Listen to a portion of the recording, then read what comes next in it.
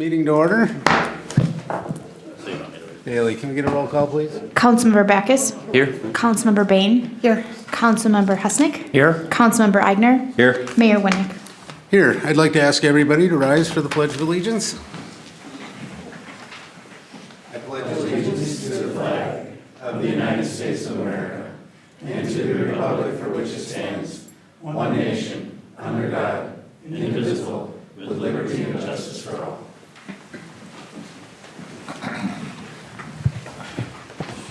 All right, and I'll look for an approval of the agenda. So moved. Do we have a second? Motion and a second. All those in favor? Aye. Motion passes. And that brings us to open forum.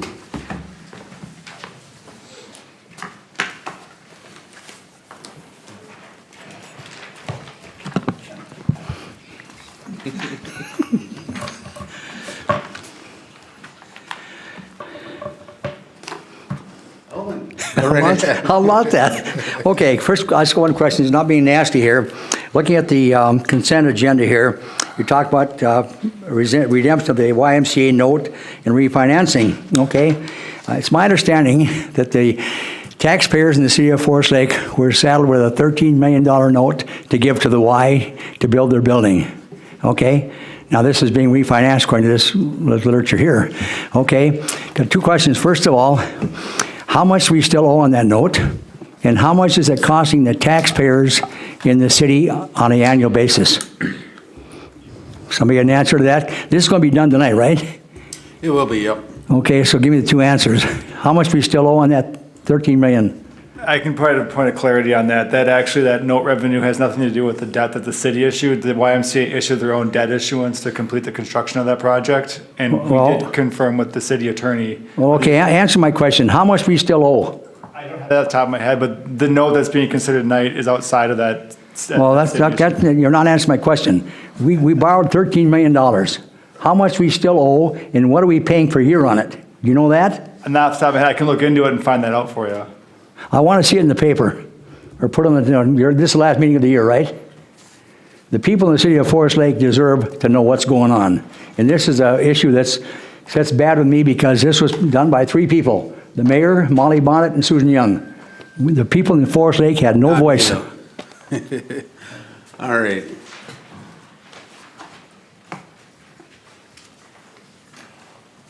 Go ahead, Ron.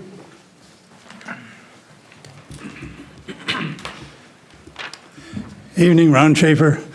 I don't have much to say. I just want to let you people know that while I don't agree with you very often, I do admire your giving your time to create some of the havoc that goes on in my head. And the other thing I wanted to say is you're having some problem with this sewer and water. I just want you to know it's okay with me if you raise it up to 25%. I will not object. Sorry about your dad, Ryan. That's all I really got to say. Thank you, Ron. And Marge.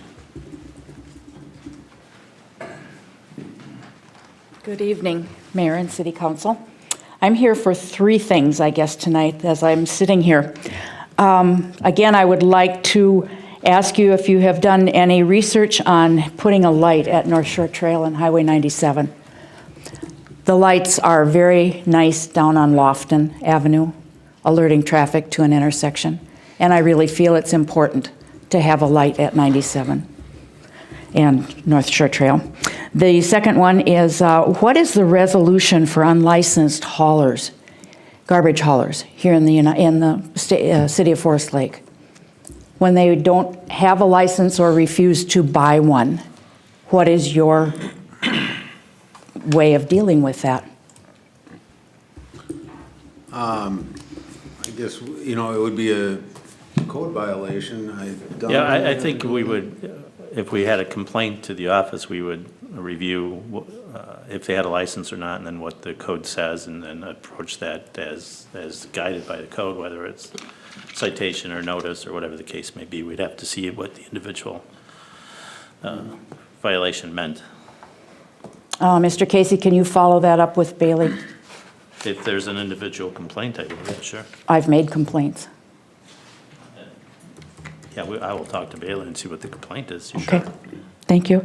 And the next thing is that we have a rate increase coming at Newport for our disposal fee of our garbage, and that's happening January 1st. I would have been better prepared to have my literature here in front of you, but I didn't realize that the meeting had been moved up a week. So I don't have a hard number or a packet to give you.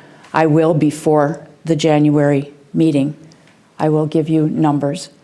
But I wanted to advise you that we are experiencing a rate increase. And I'll be asking for more money. If you have any questions, I would be glad to answer them. Any questions for Marge? Did Did you want to address the light?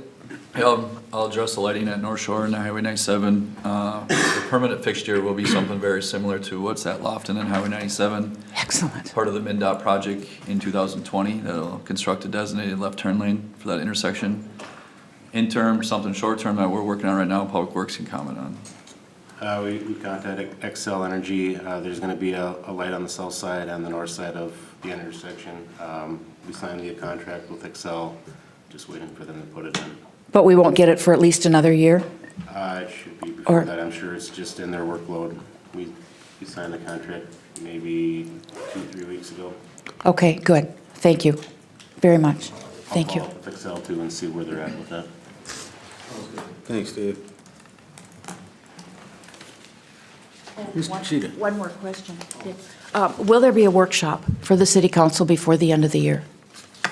Do we have another No, we have nothing one planned. No. scheduled at the moment? anyway? If you have time, I would be more than happy to go over my numbers with you ahead of time so that you can be informed of what I'm going to be asking for. All right. Thank you. Thanks, Marge.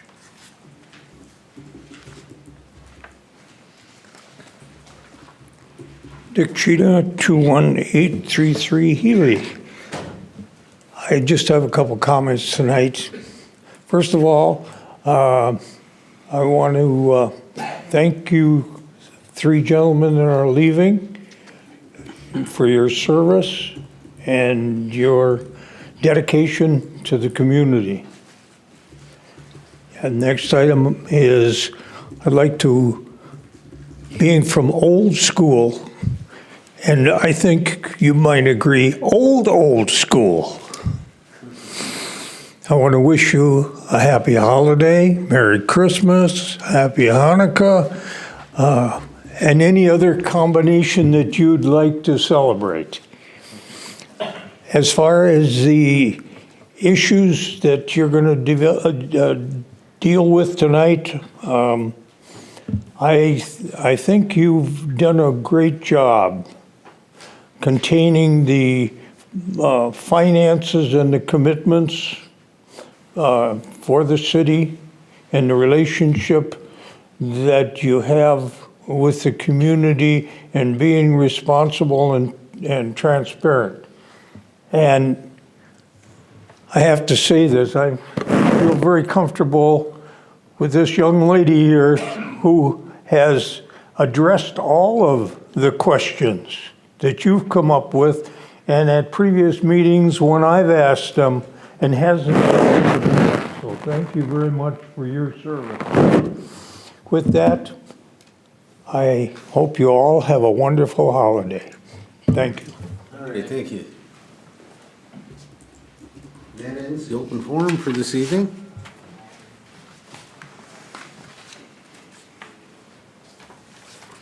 All right, we'll move on to the consent agenda.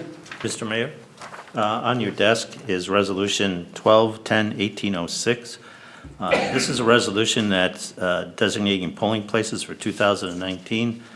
This is new, based on a new state statute that we have to designate polling places. We'd like to add that to the consent agenda. All right. So can we get one of the council members to add that as item 6I?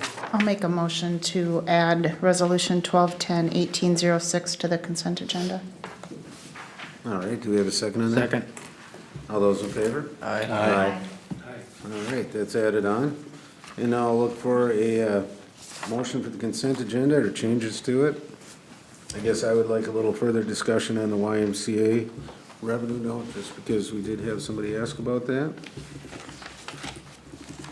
So you want to remove number H, is that what you're saying? Yeah, I'd make- 6H for further discussion. I'd make a motion that we approve the consent agenda, pulling 6H for further consideration. I'll second that.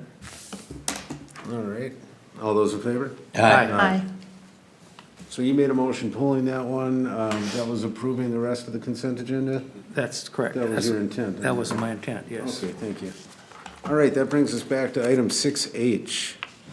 And just for clarification, Dan, would that be you that would want to clarify that? Yeah, I can clarify. Mayor, members of the council, when this item came forward, the first question I did ask the attorney was, there was a city-issued portion of the debt for the YMCA construction, and if you recall, after that, the city did a separate conduit financing request that the YMCA brought forward. That was for their contribution towards the project. What the YMCA is currently doing is they're looking at refinancing what they have as their own debt issuances for this project, looking to combine all of those into a single issuance. And White Bear Lake has agreed to be the conduit for them, so we're just basically passing a resolution that allows their portion, that $4 million, to be added into their overall bonding project and use White Bear Lake as the conduit for that. This has no bearing on anything that the city has issued for the debt for the YMCA. Confirmed that with the attorney. She did research that and came back and confirmed that this is not has any implication on what the city has contributed towards that project. Okay. And I think the other part of that question, but our contribution yearly, is that 900,000? I will track that down and follow up with Alvin on that if that works for you. I just don't have that available right now and I don't want to. Either 6 or 900, I can't remember what it was. How long does that go on for? 15 years. 18 years? Well, this is 18. I think ours was 15 when we issued the bond. Probably 120 then. The debt service is $570,000 a year. Okay, For the so YMCA. 15 years. So 570. Okay. All right. Ed? I do have one question for Dan. The conduit financing, when we agreed to do that, there was some minor income to us. Correct. Does that just go away? We already would have captured that for that original issuance. What they're doing right now is they're wanting to refinance all of their existing bond work into one. So yeah, we would not capture any of that. We're passing a resolution that allows them to go to White Bear Lake. So we're not losing anything either? No. Okay, thank you. All right, I'll look for a motion on item 6H. I'd make a motion that we approve resolution 12-10-18-03, consenting to the redemption of the YMCA revenue note and refinancing. I'll second the motion. All right, any further discussion? All those in favor? Aye. Motion carries. All right, that brings us to 7A, resolution approving general fund budget. Welcome, Haley. Good evening, Mayor and members of the council.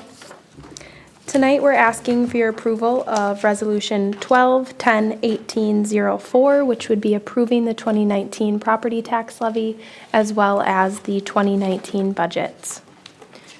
In your packet, you have an updated memo from last week. Most of it is the same. We didn't make any changes to the property tax levy or the general fund budget that is included in there. There are also some other funds that are included, but we did make some updates based on some information that you guys did want to see. So we did include estimated 12/31/2018 cash balances as well as fund balances, just as a note that those are estimated and that the finals, will come out differently than what is presented in your memo. There's also a calculation on the second page of the memo of the city's unassigned fund balance that we are projecting in the general fund. The city's policy is to keep 50% of the fund balance as a reserve amount. So that is factored into the calculation and then shows that you have about 1.3 that we're projecting right now as a surplus. We also included in there the city's operating budget policies. So this was approved by council in November of 2015 as a included in a bunch of other financial policies. This policy specifically states that the city will adopt a balanced budget for the general fund. Also in your memo is included the interfund loan balances. There's various interfund loans, many to water and sewer, that were asked about at the previous meeting. Otherwise, at this time, I'm happy to address any questions, or we can go on to council discussion.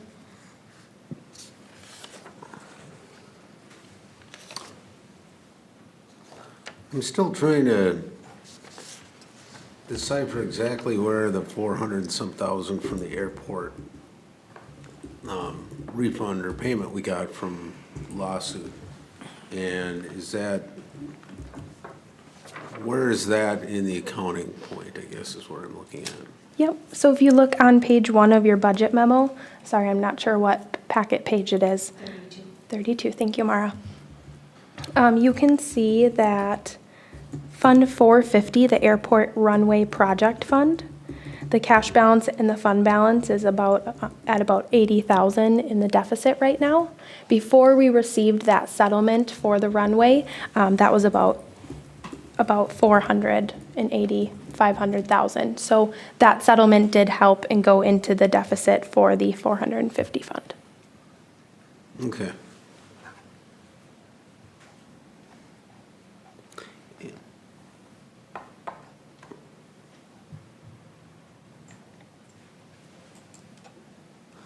So basically, we're at about 1.3 million in excess of needed revenues going forward that were on page 33 of your packet. Unassigned fund balance in excess of reserve. So the reserve is 50%. Correct. Yep. So we're calculating that reserve to be about 4.8 million, thus leaving the city estimated or projected at this time, that could change, at about 1.3 million in the general fund. Okay, thank you. You're welcome. I guess the only other tie-in I have is, and it's probably more in the water rate discussion, but the question of, you know, the interfund loans that were forgiven and how much money that was, and can we reapply that back from excess reserve into the water fund where it was taken from? I believe that Dan has some information on the forgiveness of some of those loans. It kind of ties in with the water fee schedule, but we're looking at the entire budget to begin with here. Yep, if you look at page 3 of your budget memo, when it's showing that park dedication as well as the industrial park is owing water these sums of money, that's already, the amount that was forgiven a number of years ago is already included in those balances. So are you asking whether you can use the portion of the 1.3 million to repay the water funds interfund loan that we've made and so that the water fund's whole? Is that what you're asking for? Right. I mean, we borrowed from the water to build Fenway Fields. A portion of that 1.5 million or whatever that was originally borrowed was, the entire fund was supposed to be repaid through park dedication fees. Right, and But what you that see on just page wasn't- 3 is the remaining balance of those interfund loans. Right, but there was a portion of that original loan amount that the city forgave, or in other words, the water department lost that money because it was forgiven from the Fenway Field loan to show that we were making headway to paying that off. So to maintain our bond rating or to improve our bond rating, we needed to show we had a plan to pay that loan off. And so that's how that happened at the time.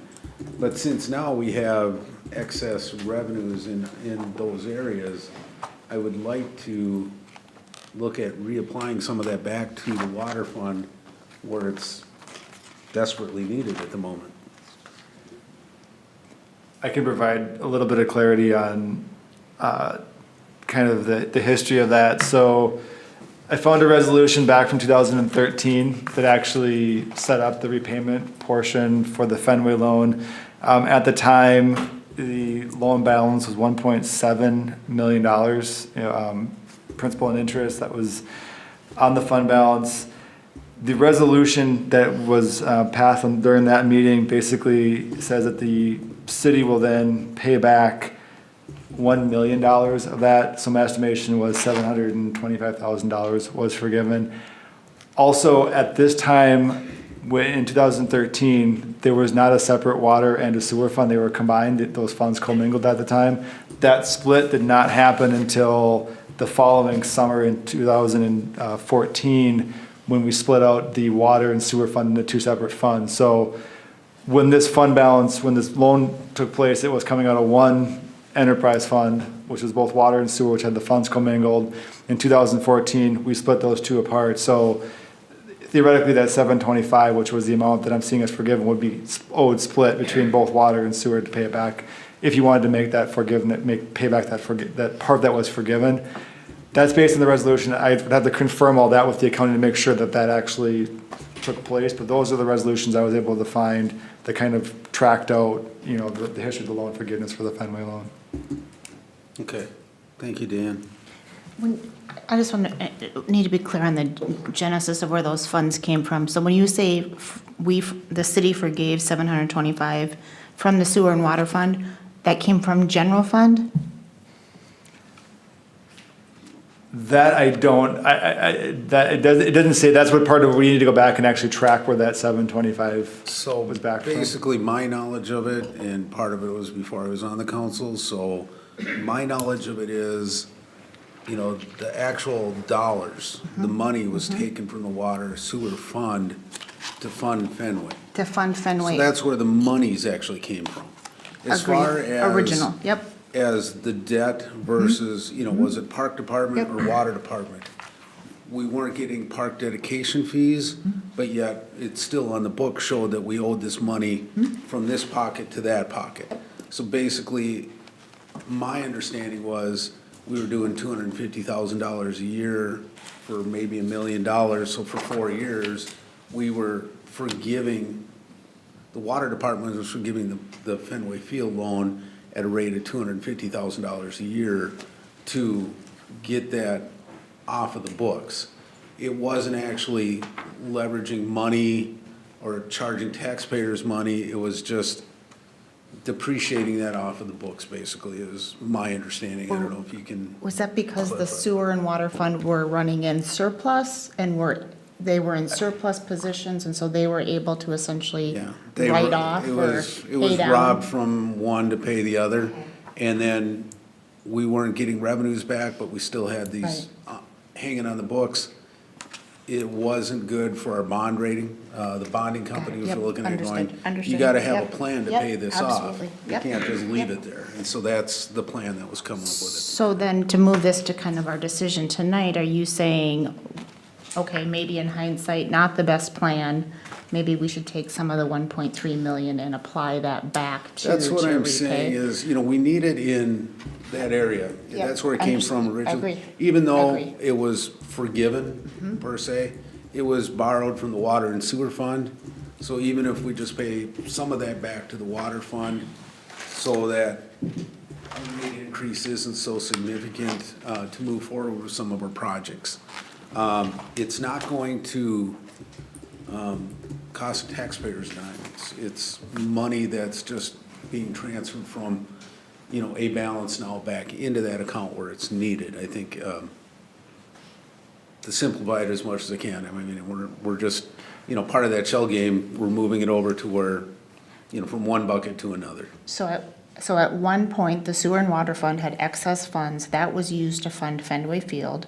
Over time, we forgave that debt, and so now your line of thought is, I'm just trying to make sure I'm understanding, is to supplement water fund with general fund, essentially.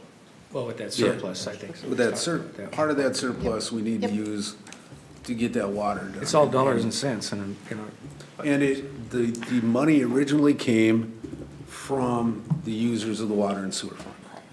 not from the general fund, but the parks are being used by everyone. I know there's definite points of distinction between the two, but one way or the other, the water and sewer fund is owed, whether it's 750,000 or 1 point whatever, but. And I will think, I mean, just to add one more point of clarity for that, the water and sewer fund, actually, if I read this resolution correctly, was paid back the $1 million and the 725 was left. The 250 per year was transferred out of the capital improvement fund. So the last line of the resolution states the first installment, excuse me here, where is it? Transfer the amount of $250,000 per year, subject to annual appropriation by the city council from the capital improvement fund to the water and sewer fund in each of the years from 2013 to 2016. So the way I read that is that the capital improvement fund then paid back the water and sewer fund according to this resolution. Now, whether or not that actually those transfers were made, I don't have that level of detail. I'm just going off the resolution that was passed in 2013. Yeah, I think it was after that, but the resolution I recall was, it was being forgiven. And we dealt with it year by year, but I believe the number was 250,000. We had to have a plan on how to pay that back. There was no park dedication fees coming in. So we were forgiving that fund, that money, so that, you know, the balance was dropping. We were showing we were getting it taken care of. But one way or the other, those monies didn't actually go back into the water and sewer fund. They were being forgiven by the water and sewer fund. That's my understanding. I thought, you know, we'd have more clarification by tonight on that. But I think the way I would read this is that the water and sewer fund did get paid back. It was the capital equipment fund that is the one that's now carrying the deficit on here because of the fact that the capital improvement fund is the funding source back to the water and sewer fund. If that makes sense? I understand what you're saying. I don't think that's what happened. In fact, you know, the capital improvement fund, I mean, we were borrowing money to pay for equipment, so we didn't have a surplus in there either. I believe it was just being forgiven completely. You know, the 250, up to, it was the 250,000 a year. But yeah, do we have like the actual budget from, say, 2016 or 2015? We can look back at it, and to be honest, when I look back at this, I looked at the minutes, see if I could get any more enlightenment from the minutes as to, you know, kind of what nexus this resolution, and it just said it passed. So the minutes did not give me any more enlightenment as to kind of, you know, what the intent was with this resolution, beyond the language that's memorialized here in this resolution. Well, can we, as a council, transfer from this surplus to the water fund? That's my question. It's an enterprise fund, so. To my, Borrow to that enterprise? Oh, excuse that's me, already- to my knowledge, the water fund was already paid the cash in the years that Dan stated in the resolution. I believe that the loan wasn't just forgiven, but that the capital improvement fund made those cash payments to the water fund in those stated years. All right, well, I would like to clarify that. I know we can't do that tonight, but I believe that fund was forgiven, not paid back. I don't know if that's more of a technical point or not, but I believe that they never did receive the monies. They were just forgiven that as a balance, you know, not as actual funding back into that water fund. Ryan, are you familiar? You deal more on the technical side, but. I wasn't in the books on that, so. Okay. I can't comment on that. All right. Mayor, if I may, just pointing out the payable, receivable balances that are on page 34 of our packet. I mean, do show park dedication and industrial park as being today having payable / receivables to the water and sewer fund. I'm sorry. They are owed money by the water and sewer fund. They owe money to the water and sewer fund. They owe money to the water and sewer Correct. fund. Correct. 1.2. Yeah, 1.2. 2022. So then back to your question, are we able to use general fund surplus to fund a enterprise fund? If we wanted to pay down or repay that amount that was owed to the water and sewer funds? Is that something we're technically able to do? Correct, yes.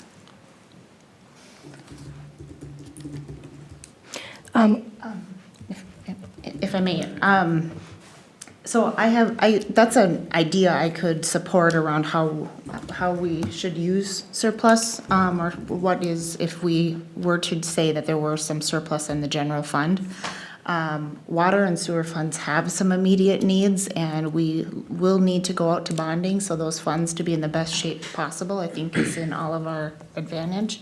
I also, park dedication is completely, based on timing of future development that's highly uncertain, although future looks bright.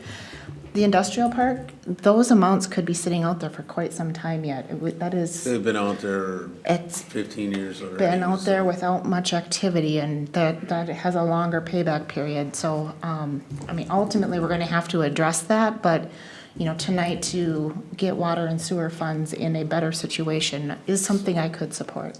So why don't we do this, if we're okay with it? Can we roll into 7B and talk about the water fund and then bring back this levy afterwards? Kind of commingle the two of them a little bit here? Yeah. All right. Need a motion to bring that into discussion? No, I mean, we're gonna have to have a motion to approve it, but I Well, think if we just get the. They're certainly related, there's no question about that. I don't know why we can't have them both discussed at the same Yeah, time. so. I'd be willing to. Or do you want a motion just to table the 7A? No, it's still kind of a moving object. Yeah, I guess it my is. biggest question I really want to see is what kind of effect on the water rates can we have by doing that? That's my biggest question. I'm not sure you can answer that on the fly, but, we're talking about if you pay back the waterfront funds from the park dedication, obviously that's $200,000.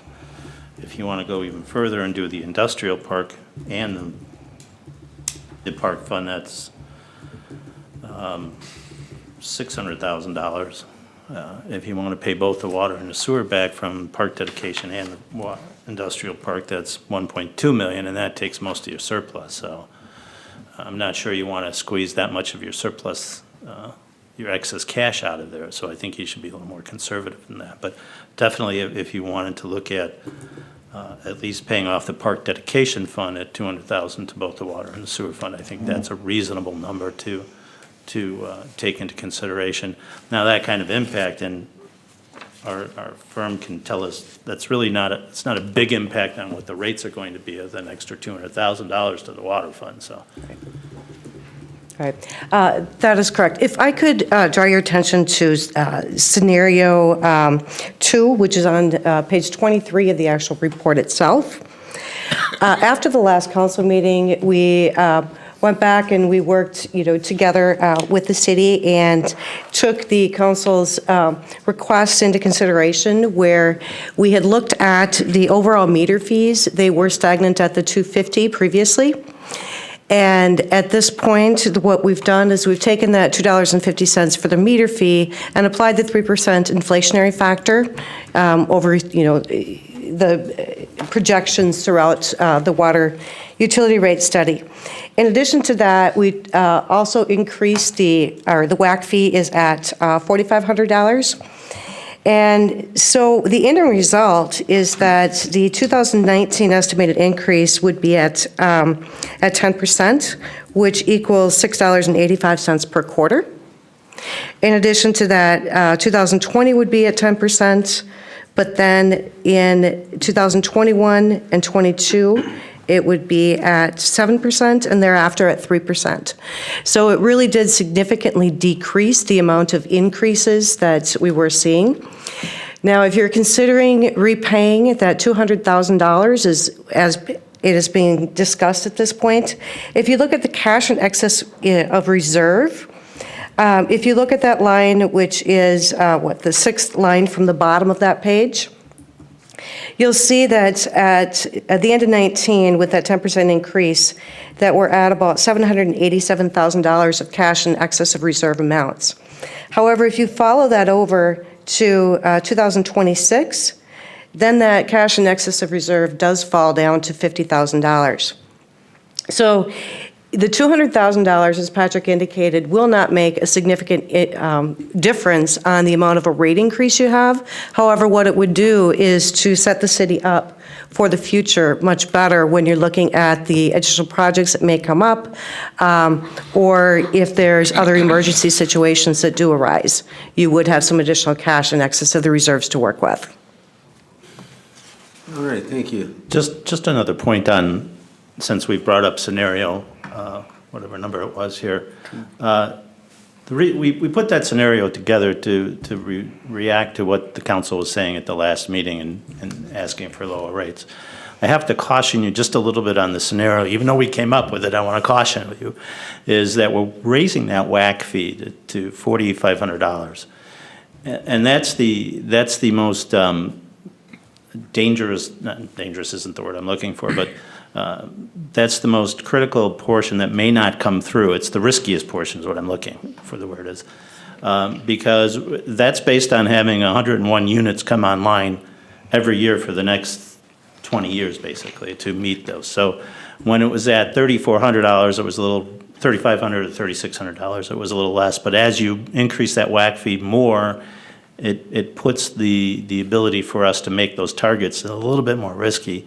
That's why if I were doing this, and I'm not you and I don't have what you get, I would still look very hard, and I would suggest we pass the 18% scenario that we presented last meeting. It's a little less risky, it's a little more solid. And the other thing that's really important to understand on this whole water rate scenario, this isn't a one rate and off, because if we're going to go out there and do these projects and sell these bonds, we have to show that we are committed to doing the water rates, I mean, prior to the 3% inflationary thing that we get to in both scenarios eventually, that we adopt whatever the water rate scenarios are for now and for the next few years, so that it tells the bond people that we're serious, we're going to raise the rates to meet the bond requirements, and we're going to do these projects. So that's the important part of that rate increase. It's a package, it's not just 1 year. Thank you, Patrick. What was the assumption on number of rates coming on per year for the WAC fee? 101. 101? Units. 101 units between 2019 and 2028? Yes. Mm-hmm. And what's our recent run rate? Do we have something? Anybody can tell me that one? I'm not sure. Anybody know that one? I don't think it's 101. I can go back.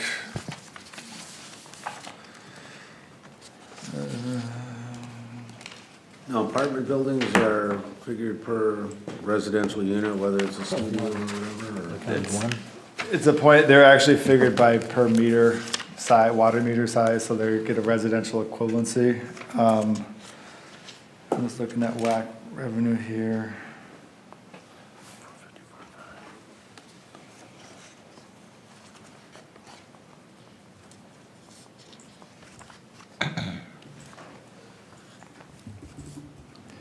So in 2017, if I'm doing my math right, we're about 99 in 2017.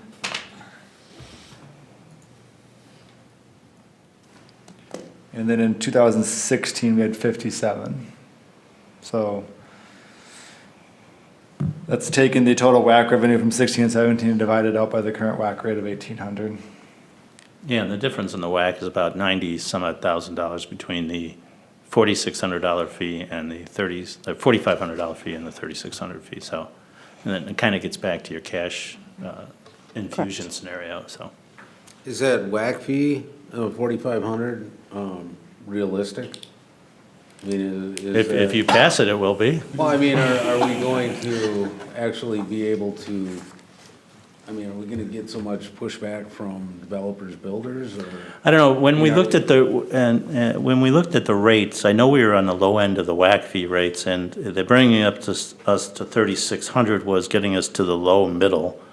I think the 4,600 maybe get us to the high middle. I don't recall I have to look and see what the chart says. There may be some, obviously, there's always going to be pushback, but it's really just depends what the appetite for, and the reason the WAC fee is higher is because, back to some of the early discussion points, is that some of the projects that we're doing are for the future and capacity and for volume of water and storage that comes in the future, so we're planning now for the future, and some of the future people or developments that come should be responsible for that. So it just depends on the appetite. I mean, obviously 3,600 is a doubling of the rates that we have now, but that's not a punitive rate because we're competitive with that rate. 4,500 makes us, just a little bit higher than some, but not as high as all. I don't think $900 is gonna discourage a developer from doing a project if they wanna do a project here. I kind of agree with Patrick having some caution when raising your WAC fees. My perspective right now, the projects we're looking at the next 2 years are things we should have done a while ago. So taking the WAC fees and trying to back pay projects, I don't really like that idea. I think we need to make our rates make up for it, and those WAC fees need to start doing those future expansions of infrastructure, a new tower, things like that we had spoken about before are important to spur that growth we're looking for. So I'm on board with raising the WAC fees. I just really don't want to rely on that solely. I agree. I think WAC fees need to go up. Sam, you agree? Yeah, no, yeah, I agree with the WAC fees. Much as I hate to hear that, but, because we all get involved with that, but we have an obligation to take care of things here as far as the towers and water treatment plants and all the other things, and we can't do that without money to do it. And unfortunately, there's going to be some rate increase, and I think there has to be a rate increase in the WAC charges also. Well, yeah, I agree. I think, WAC charges should go up. That part of the puzzle, I think we can all agree on. How we deal with our water, I guess, would be the next question, before, yeah, we need rehab plants, everything else, but are we providing a cost-effective product? Are we doing what we need to do? There was discussion last week where, a lot of communities don't soften their water. Some of them don't soften it as much as us. Are there different, I had a little bit of discussion with Dave earlier, are there better technologies? Can we, do something to our plants to make them produce more or more effectively? Another factor we got to look at is, the schools are now using rainwater for sprinkling and that, so our peak demand in summer is going to, cut back a little bit because of that. I don't know how many millions of gallons were used for sprinkling over there, but I thought they had their own well for sprinkling over there, didn't they, at the school? I don't know. I'm not positive about that. Buying water from us for that. Right. It could be. But So- the other thing too, as far as, the only comment I want to make too about the cost, I mean, look what it costs to drill a well. Yeah. So water accessibility charges, I mean, are pretty reasonable when you look at that. And and I think we're providing a good product. Everybody's really happy with the product. And as far as softening it is concerned, I think that's something we can look at in the future. I don't know that we want to try to feed it into this equation. I think we need to look at this and get this squared But that's away. part of the capital improvement. Well, it is, but I don't know if you can solve it tonight is what I'm trying to say about it. So if I may, page 116, staff provided us a pretty good breakdown of what the Plant 1 and 3 project are going to entail. And as far as I can tell, if you look at the memo, page 114 and 15, it talks about our maximum daily demand and our ability to meet it in the upcoming years here. Redoing Plant 1 and 3 is going to be the most bang for the buck that we can do for this community's water supply. I think that's something that should have been funded prior to today. So I feel that we need to get this project pushed through as soon as possible. And those funds shouldn't be coming off the WAC. The WAC should be put down to the future. So that's our next tower and our next well we have to do down the road. Subsidizing the funds with possibly the surplus here would definitely be beneficial. But again, I kind of look at the water rates need to sustain that. We don't want to be in a situation again, we're drilling a well and looking at trying to figure out where the money's gonna come from once more.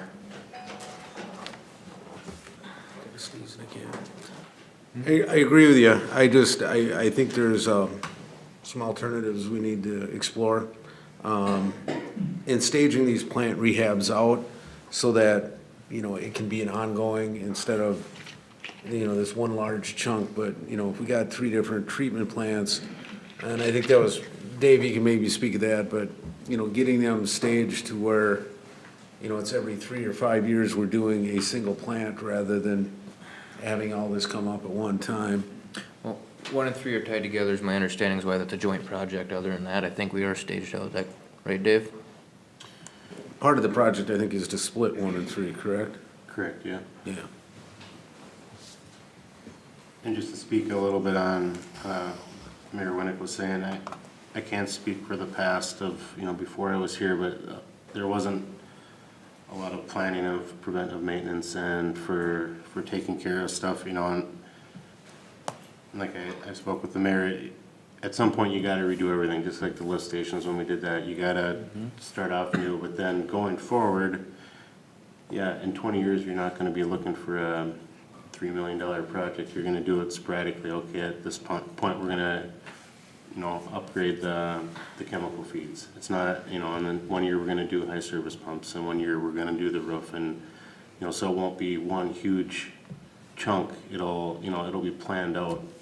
Just in the past, it was just kind of let go. We built the water treatment plant, it should be good forever. Let's not worry about it. And now we're at that point, just like we were with the lift stations. Okay, we gotta do something now, and going forward from when it gets rehabbed, yes, then you can put together a maintenance schedule where you can, bridge it over time, just like your equipment, where once you get caught up, you'll be able to get rid of the peaks and valleys. You'll be able to, level it out. What other areas in the city, our lift station system has been upgraded significantly. Do we have, on the sewer side of things, anything coming up? Any other significant points we haven't discussed in public works, roads, other things that we're neglecting right now? Ryan can speak to this too, but in 22 or 23, the second phase of the lift station project, will happen, and that should get everything, all the lift stations up to, I believe, 1990 or 96, somewhere in there, which is pretty good for all of our stations to be that new. There's a lining project in the sewer CIP, which is next year, the year after, which is just lining our clay pipes and then basically trenchless technology and improving all that clay pipe. Bolton Mink has done a good job with the prioritizing the roads and with their franchise fees. We're a little behind, but I think we're making pretty good progress on that as well. So I'm assuming some of those lift stations and those projects are going to require bonding as well? I believe, and we've talked about this, that set rate of 6% every year going through was gonna either lessen our blow for a bond or cover that. And if you increase your SAC charges as you're doing your WAC, I think probably won't need to bond for it. Okay. Well, we are seeing, 6% increases in the sewer rates. And some of that's to offset the Met Council, which is going up, and then the other was a strategic plan to try to build some revenue in there. So when that second phase came online, we wouldn't be strapped with another decision to bond out again. And what year was that again? Is it 22 or 23? So we previously addressed, a plan with the sanitary sewer, and we've executed basically phase 1 of what would be a phase 2. We talked about a 2022-23 construction, just like we did here in 17-18. Staggered over a couple years to allow good bids and move forward. Obviously, we got other items to deal with that we have planned in the CIP with the sewer, but everything that you have in front of you here with the water has been communicated since 2013-14 in the water study. A lot of this is the same.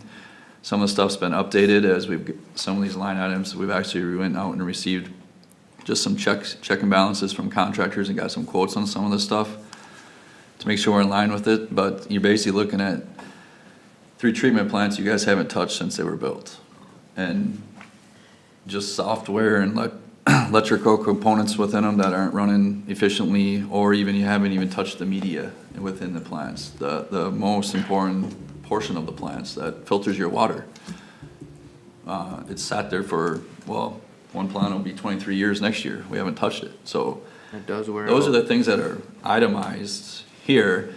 Obviously, we like to be conservative, you know, on some of the stuff to some point, but you know, the longer we wait, obviously inflation's catching up and these costs aren't gonna go down until we really have a check and balance and bid it out to a contractor, like our typical bidding process. So yeah, that's what's needed. If you guys don't wanna see any growth, that has nothing to do with what's in the first couple of years of your stuff. The stuff that's in the first couple of years here is pure maintenance, not fun projects, right? Nobody's gonna see anything new. It's all behind the existing building. One project I didn't see in the capital improvement plan is water's share of what is gonna be needed as a public works building. Water and sewer operates out of that same building, right? Yeah.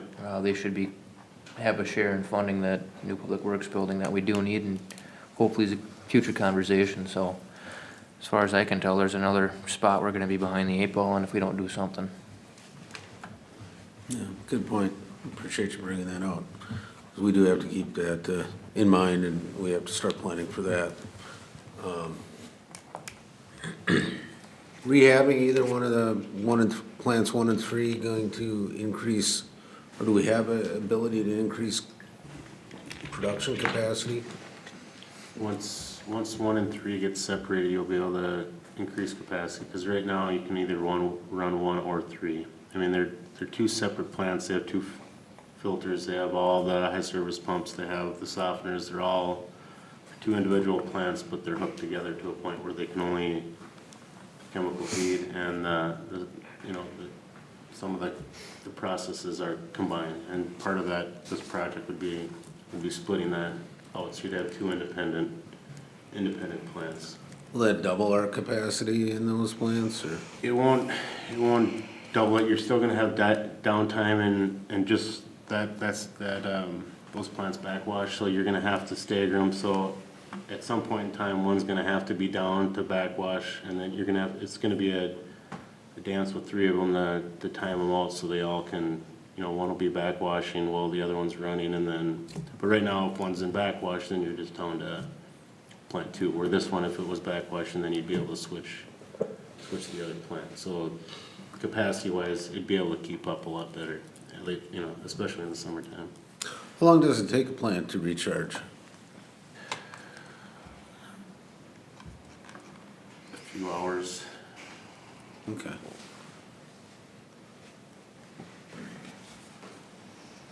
Now, the 10% that you're projecting on this one, that's not including the 6% raise that should have went through this year?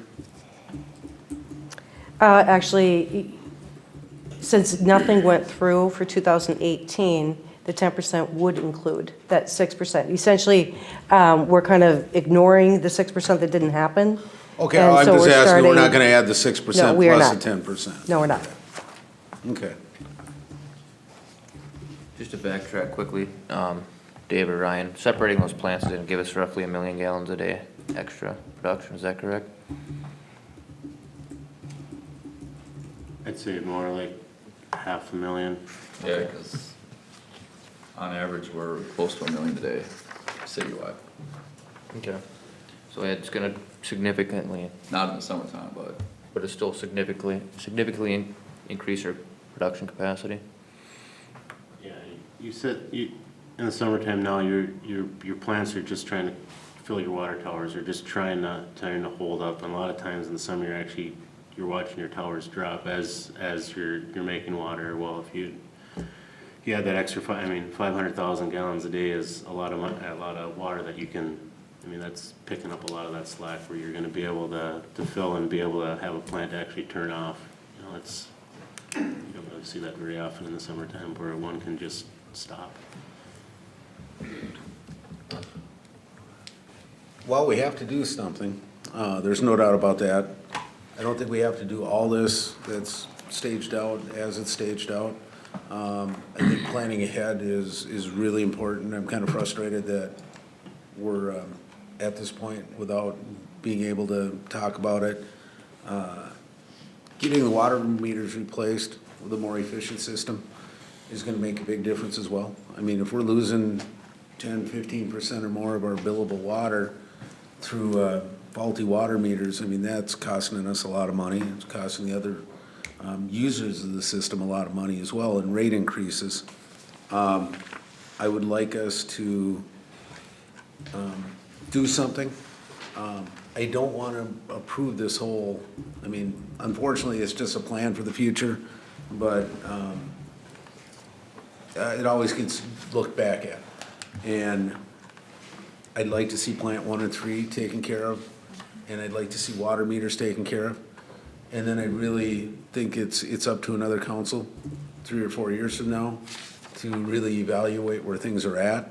And, you know, looking at the growth of the city, other things like that, I don't want to bond for $18 million worth of project and have, you know, worn out plants before their capacity is even close to being utilized. So I think, you know, I'd like to see a motion. I mean, 10% to me is a reasonable number for what we have to do.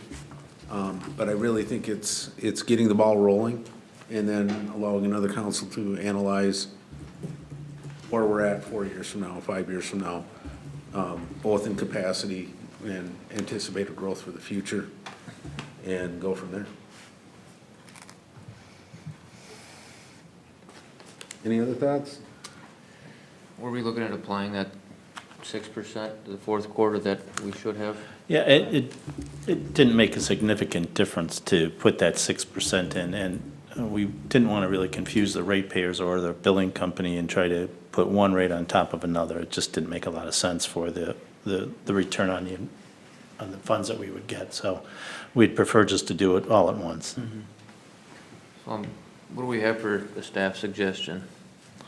Well, if you want my suggestion, I think I've said that pretty clear, is I would recommend that you pass the 18% plan that has 18%, 10%, and 2 years of 7%. That gives you that will give you the most comfortable investment rates, and will make your bond company the most comfortable when they assign your bond rating.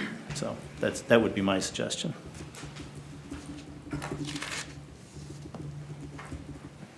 Is that scenario 3? Correct. The cash flow assessment on it is on page 113 of our packet. You know, I said it before that, you know, this stuff's going to be revisited in a couple of years anyways, and we got to have someplace to start. And right now, we're woefully behind, and so therefore, I'd make a motion that we do accept the scenario 3 and move forward with that. I'll second the motion for purposes of discussion. All right, we have a motion and a second. We'll open it up for discussion. Mara? So I hope we find ourselves in a situation where we do have growth on number of units coming online to be something that points to a 10% being the right number, but knowing that we're not consistently hitting that, or we don't have a 5-year trend of hitting that, makes me concerned on projecting the next 5 years or the next 20 years based on that. I also recognize there's an immediacy to the plan because 1 and 3 and the meters need to kick off here in 19.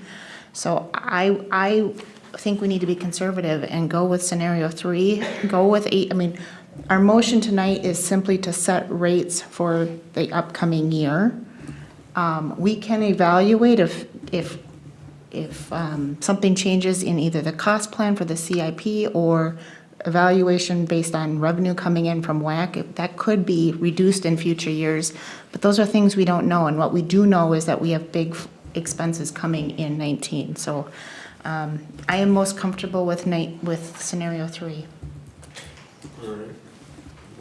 I'm looking at scenario 3 for a few reasons. Like I said before, the WAC that we're going to be instituting, that increase is going to be for the future. That's extending those main lines out where we want growth. It's planning for a new tower, a new well. Look at Public Works building not even being accounted for in this spread. I think we need to plan for that too. So it's one of the things I'm thinking we need to do what we can as soon as we can. And then the maintenance, looking at the projects in the next 2 years here, the rates, in my opinion, need to support that maintenance. I don't think we need to rely on future residents to do maintenance that we should have done 5 years ago. And then the economy, and relying on the WAC rates for the economy's sake. The economy ebb and flows, it's up and down. We are in an upcycle now, thankfully, but that's due to change. So relying on those WAC rates again to offset water rates, I just don't see that as a good plan. All right, thank you. We're not gonna start construction tomorrow. You know, it's gonna take 6 months or more just to get plans and specs together. I doubt construction would really, start wholeheartedly till towards the end of 2019 on any of this. 18% is too much for me to support.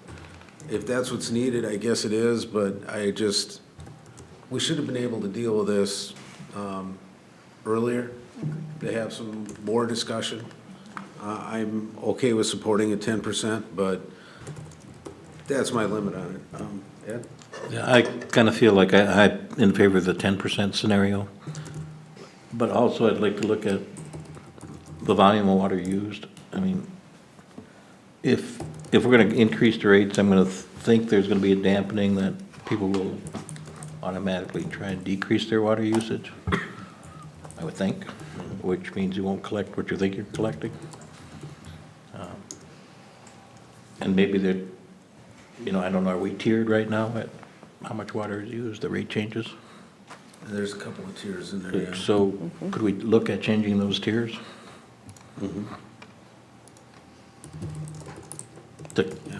We could collect more revenue that way. There's potential for that as well, yeah. The unfortunate thing is how late we are in the year on this one. Well, right now, I lean towards 10%. And like I said, it's nothing's immediate anyway. By the time anything would get rolling, you're going to be discussing this thing again. Well, and just overall assessment of the costs of, are we gonna continue softening it? To what level are we gonna soften it? Other things, yeah, I mean, there's a plant that needs to be taken care of, and I strongly support that, but I just think there's a lot more discussion, there's a lot more areas to look at. You gotta remember, our water rates right now aren't very, very low, they're in the middle. And with this, we're gonna be way at the top, if not the top, to provide that. It's still a very affordable luxury for those that have it, and for our residents that don't, when they have to put a new well in, they would love to have city water at that point. But 18% is just too much for me to support. I think 10% and then coming up and challenging staff to be a little bit creative and see what we can do is a better option for now. A year from now, 2 years from now, if that fund really starts slipping behind, yeah, rates can still go up at that point. We're not just top loading it on the front end, and I don't want to charge anybody more than they need to. Go ahead. I don't know if you wanted to catch Sam comments.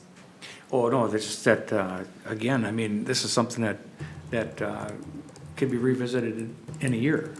And, if this thing is out of hand, but right now, we got to do something that's going to make sure that we do have the money that we can move forward with the projects that we need.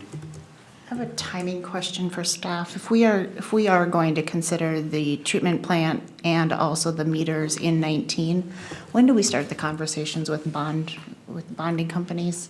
Because I think part of that is our commitment and what we want to show the bonding companies of our commitment to maintaining a healthy fund balance.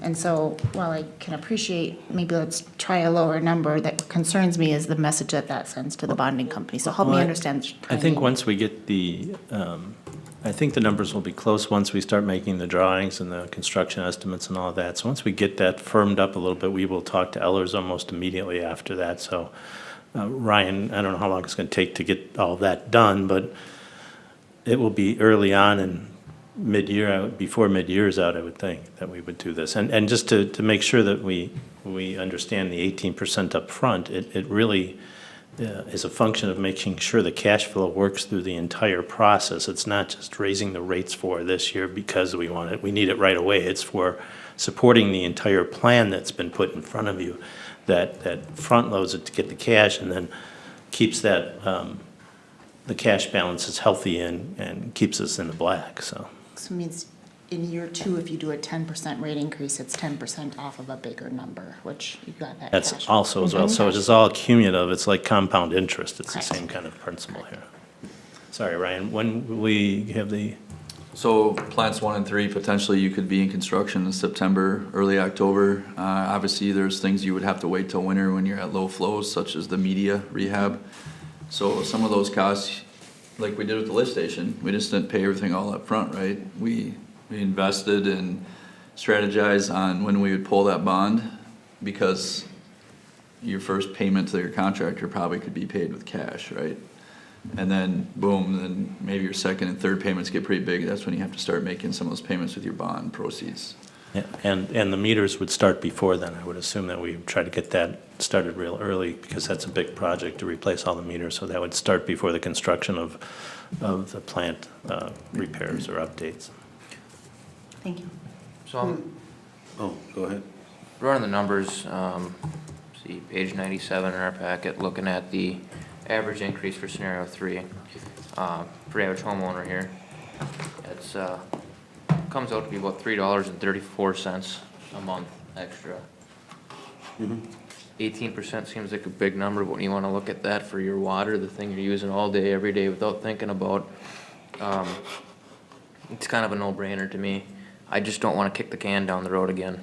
Well, we just had the conversation about garbage a couple months ago, and that was about $4, and that was way too much for everybody to handle. The difference is this is something we own, and we're in charge of maintaining. And we're in the line for, we don't have the option to go out for bid. Now, I'm looking on page 116 too, plants 1 and 3. We got 25% added on for contingency and engineering, $500,000. And I guess, I'm not trying to pin Ryan down, I don't know what they get for engineering, but how much of that is contingency? Typically, that's the 25%. We've always used that for estimating for budgeting purposes, because we don't know what might happen between now and the time of bid, whether, you know, some current event in the world happens that all of a sudden some steel pricing goes up, or PVC piping, you know, with the hurricanes, right? So that's obviously a very conservative number. You know, typically you're for sure at around 18% or less on stuff like that, including all the materials testing and permitting, stuff like that. And then, you know, overall, if you look at the trend on the percentage of soft costs compared to the construction costs, we've been very low. So that's obviously conservative, but it has to be because there's so many things that could potentially happen between now and bid. Yeah. Just for a point of information, and I know it's probably going to be a huge number, but if you were to just scrap these plants completely and build a new plant, a highly efficient plant, what kind of number? 1, you need land. 2, you're going to drill a new well. What do you mean by highly efficient plant? I'm just saying, I'm sure the state-of-the-art plants they're building today have to be better than something that's 20 years old or 30 years old. Well, the pumps and the motors are the same. It's just how much water you're gonna move. I mean, 1,000 gallons a minute's relatively average. You're gonna be pumping that now. But I'm sure a filter system here, there's 2 plants with separate filter systems, I presume. A new well in the Mount Simon's going to cost close to $1 million. Okay. And the plant itself? Well, then the CIP, we have a new plant scheduled, that's including a plant well and some small underground reservoir, and that was about 8.2. A very minor amount of this project is actually the softening aspect of it. A lot of it's the structure and the piping. Well, there's $765,000 for rehabbing 1 and 3 filters. And that's a huge part. Then there's $300,000 in there for, I believe it's a new garage. So right there, I mean, you got $1 million on 2 items. Your filter is about the most important thing in your entire plant. I mean, so it's gonna cost you money, but that's what cleans your water. That's your first. Mayor Winnick had me bring in some samples too, and I mean, you can see the raw water coming out of the well and just running through the filter. I mean, it. No, I understand, you need a filter, Craig. Yeah, I did ask. Not disagreeing with that. Part of the business, right? I did ask Dave to bring samples in if we wanted to look at them, or anybody who wants a taste test. So we do have a motion and a second on the table. I guess we've kind of talked it through here. So motion from Sam was scenario number 3. That's correct. And just to point one other thing out, even though it's a 18% increase, if you look to the bottom, average increase per consumer is going to be 23%. What page you looking at? 113. 113. So 4 lines up from the bottom. We're gonna call this the meeting where we just scrolled the whole time.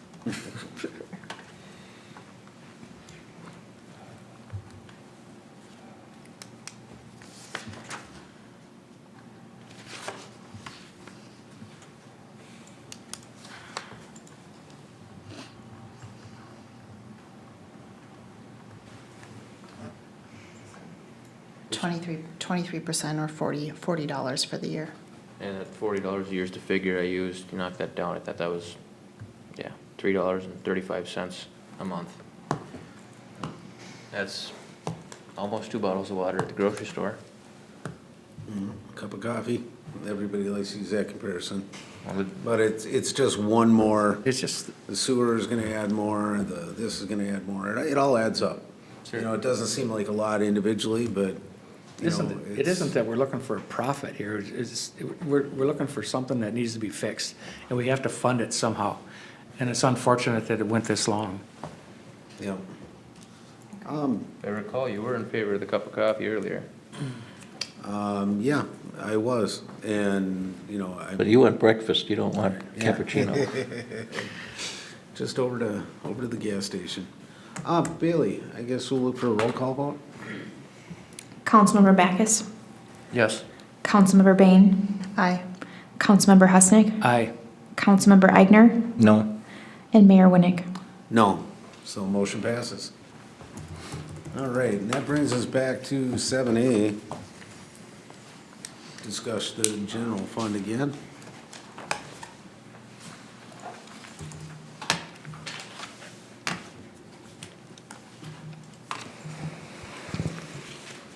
So as we approve the levy for this year, I still would like to use some of those excess funds to, number one, reduce the tax impact on our residents, and number two, if we can apply some of that to the water fund, because I do know we have needs over there, and every little bit helps. And I think that the residents, or the users of that water fund, that money was taken away from them years ago, and we need to put some of that back in. So whether it goes back into that fund or is directed, we'll have to have staff kind of work that out. But I would like to see 250,000 to 500,000, somewhere in that neighborhood, designated to go back into that water sewer fund, or more specifically, just the water fund. I know they were split out into 2 different funds. There was a ratio worked out at the time. It's the same people paying for water and sewer, and there's need in the water fund, so I'd like to see it all go into the water fund at this point. But I'll open it up to the council for some discussion on that. I have what might be deemed to be a very ignorant question, but you said the same people paying, don't we have people who pay sewer but have their own? That's Well, true. right, Yeah, it's so they're paying for, you're My new correct. I'm sorry. point, but, Yeah. okay. Yeah, that is true. My thought is now that we've taken care of the water fund at the user source, I'd like to see a lot of that surplus go back. Go back. Go back where? To the taxpayers. I'd rather see that we take that same amount of money and reduce the levy that we're asking for. I mean, it seems like when you put it in a fund, it doesn't seem to stay in that fund, and who knows what happens to that fund, gets borrowed, whatever. But if you don't have it to start out with, you can't play games with it. One thing I would like to clarify, I believe it's page 33 in your packet or page 2 of your budget memo. Per the city's policy, you may not use surplus money for the next year's budget. So in the city's policy that the city will always adopt a balanced operating budget, that indicates that the city will not rely on surplus or reserves in setting their next year's operating budget in the general fund. No, I have to argue with you there because we have surplus, so do we just give that back in the form of a rebate? I think it's much better to apply it. We're still gonna have a balanced fund or balanced budget because we're using monies we have to pay for that. We've done that in the past. I know on 3 or 4 years ago, we used about $500,000 fund, something like that, we applied something to the upcoming budget. So the policy is there. I think the policy is there so that we don't go negative, but if we have surplus, we can't just keep accumulating that money. I mean, it's the taxpayers' money. Yeah, and I think the policy probably is trying to avoid the use of one-time revenues to support operations, because that's what you're doing. So what you would be doing is creating a hole next year to try to make up the same amount of money, whatever the operational budget is. In situations like this, you're better off identifying one-time purchases or one-time expenses that you can use the fund balance or the cash balance, whichever you want to call it, for. For example, if, just to make stuff up here, if you needed a new Vector truck in the sewer, that might be a better way to, instead of budgeting for that, you use the one-time revenue, which is the surpluses for those kind of purchases, or put $500,000 more surplus into a street project that we can pave another mile of road or something like that. That's the better way. That's the way it's done, and that's why So you the want policy us does. to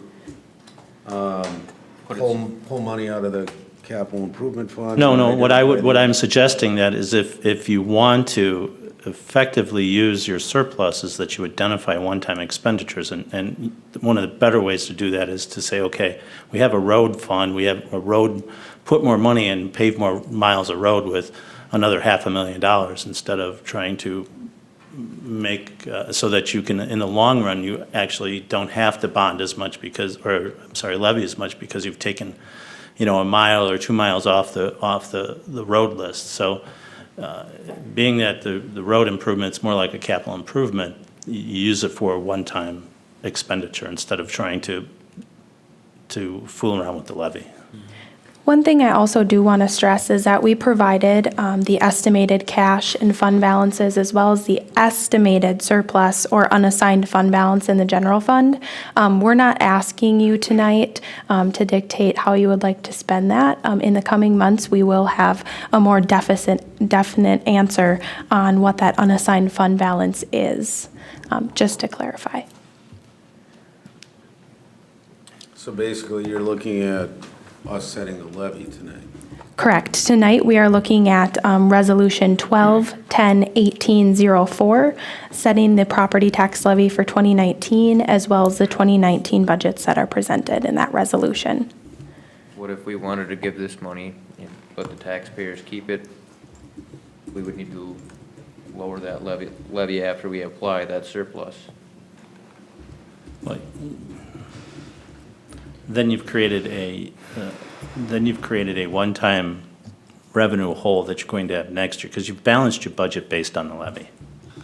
So what you're doing is you're reducing your levy and you're reappropriating surplus, so you're using a reappropriation of surplus to balance your budget. Where if you balanced your budget with the suggested levy and all the fees and charges, now if you take, let's just say you take $200,000 out of the general fund levy, you've become unbalanced by using that's an issue that you're going to have to face next year, because you're your expenses are 9.5 million this year, they're gonna be $9.5 million next year, but minus the $200,000 that you just reappropriated. So like I said, the longer-term way to keep the levy lower is to buy a fire truck or to pave a street or do something that, We just went through that. you know, that's okay because it's a one-time expenditure that you can exclude from having to raise property tax for. That's my only point.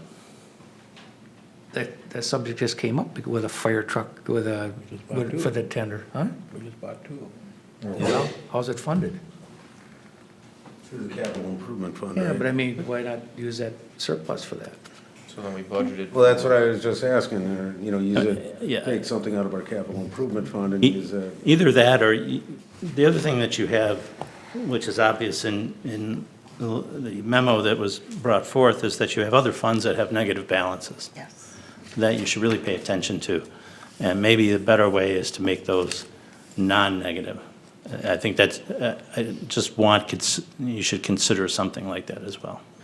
So, if I may. Yeah. When I was looking at, so I recognize that the $1.3 million in general fund excess is attractive, and let's do something with that.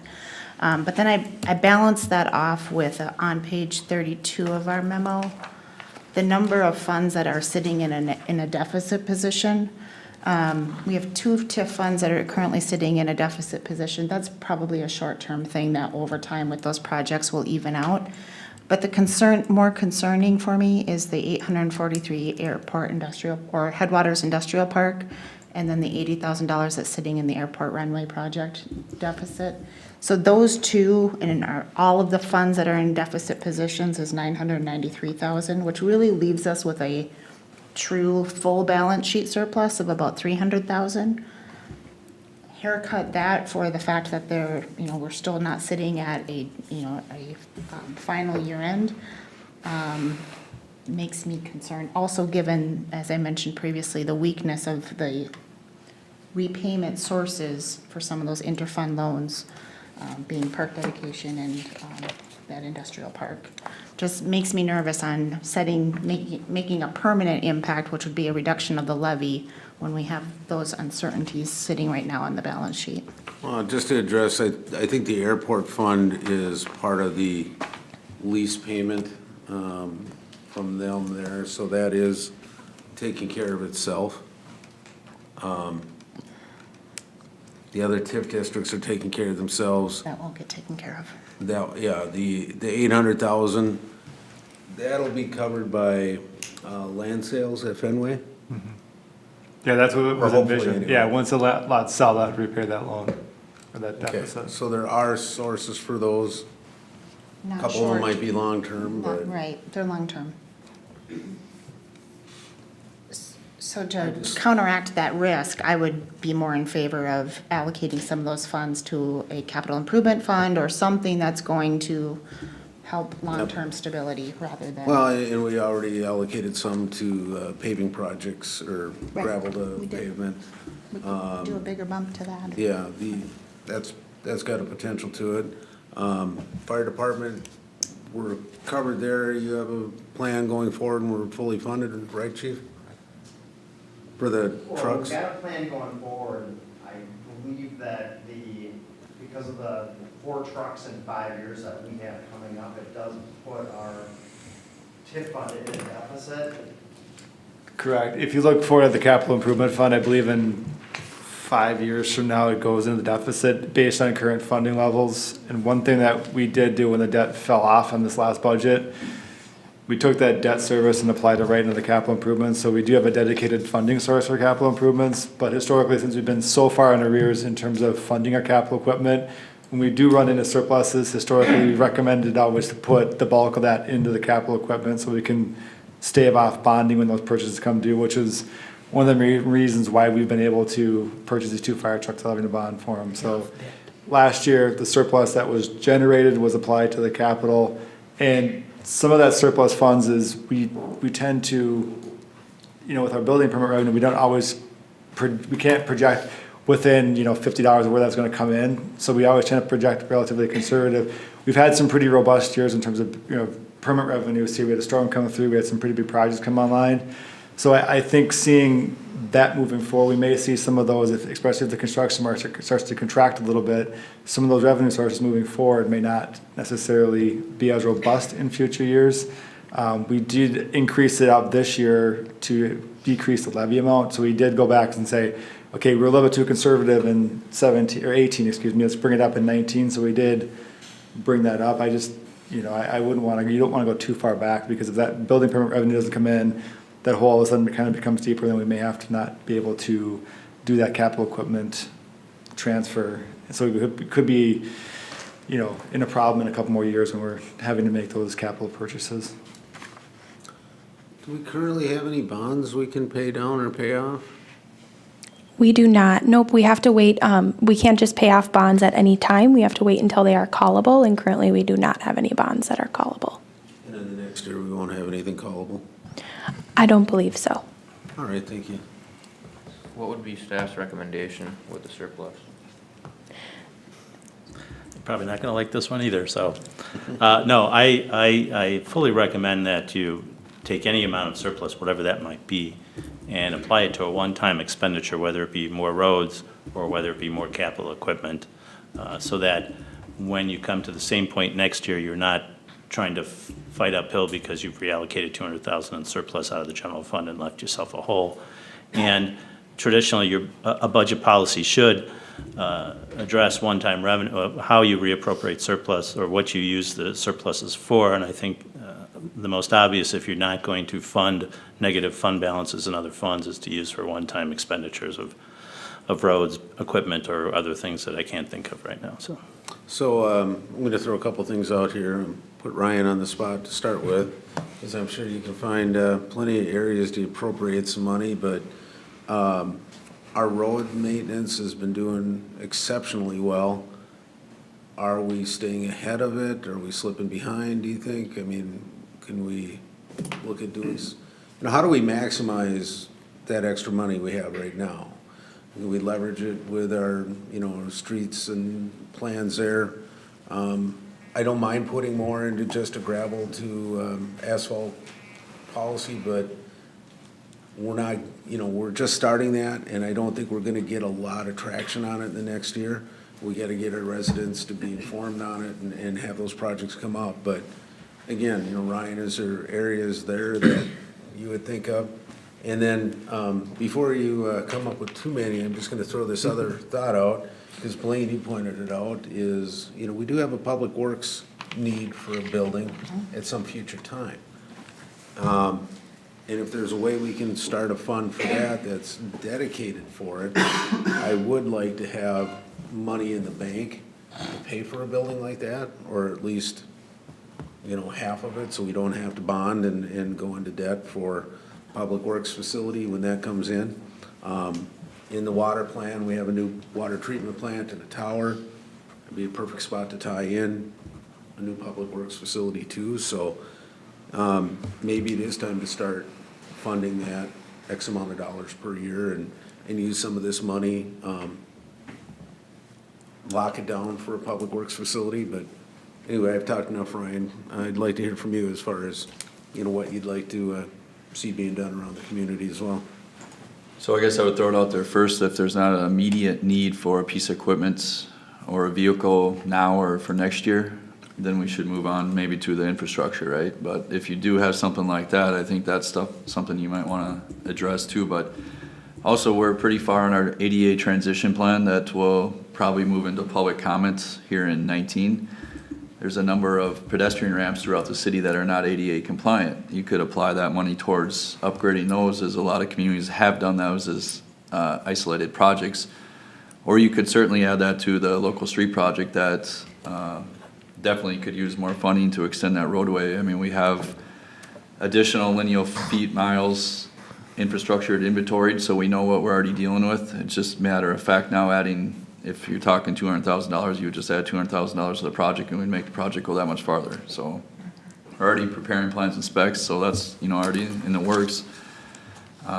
So those are kind of the three things that I throw out there. If you don't have a piece of equipment or a vehicle now that is much needed, I would think about the ADA transition plan or your ped ramps, or just apply it to the street projects so we can get farther where we're at next year. And then when we come back into the city area in 2020, we won't have to worry about stuff we left behind in other areas. All right. Does all that have to be decided tonight?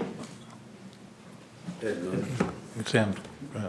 Oh, it was just a question. No, you don't have to decide how much you're going to reallocate or where you're going to reallocate. That can be done at any So it time. could still be in the fund and, Oh, it can be done almost any time you want to. The council just has to make the vote, so. My question was, because we have so many people that have stepped up here and complained about, they're in a, here I go again, the former township, and they're not getting any road maintenance, they're not getting anything for their taxes in their mind. Is there any way we can dedicate this surplus to going to the roads in the township? I've actually been out in the township with the local street project every year, other than half of it was in the city this year, and the project in 17 was in the city. Next year's project is in the township. So 16, 15, 14, we're all in the township. And the lift stations, majority of those are in the township too. What about North Shore Drive itself? When is that scheduled for rebuild? Is that stages? Or? We have that on a state aid plan, but here's the kicker, right? We were so successful in getting grants as our matching to other projects such as the trail extension or Headwaters Parkway, stuff like that, that stuff's been pushed down a little farther. Some of the strategy we are doing with the local projects is we're working our way out back to those major roads. So once then we get the local roads done, then we would just have the main roads left too. Therefore, the construction traffic's not traveling over everything we just did. So it's not in the time frame I would like, and I certainly see it on North Shore Trail where it's tough to drive those roads right now because the condition in some spots in those areas. And you know, that's why we adjust the CIP annually to accommodate some stuff that's certainly needs to be addressed the next year. But it's not in the CIP or it's not any planned projects for 19 right now, other than it would fall back into routine public works maintenance, which is traditional patching. Well, I would definitely support putting some more money into the roads, but I think part of that we have to, take a serious look at North Shore Drive because the volume of traffic that's going up and down that road, and it is getting pretty rough. We'll see how it survives this winter anyway, but. So, two questions, the levy and, where we're applying the surplus. Sam, good point, we don't have to do it tonight, but I would still I'd like the council to give staff direction on where we want that money going. I think we can come up with that tonight and use some of that there. We got a 1.3 surplus. Is that all above the 50%? Correct. Okay.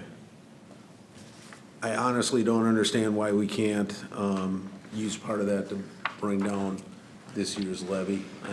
I understand it. There's policy that says that, but that was policy directed by a former council. I don't think it's fair to hang on to that money. We collected it from the taxpayers, and I think part of that should go back to them. It creates a one-time hole, yeah. We can put some numbers together. I just don't want to spend it wildly, but, we're here to be responsible to the taxpayers. And, yeah, I'd like to see some go to roads. Some go to a dedicated fund for new public works facility. Those are both very important. I don't want to just burn up money that we have sitting there. I want to be responsible with it.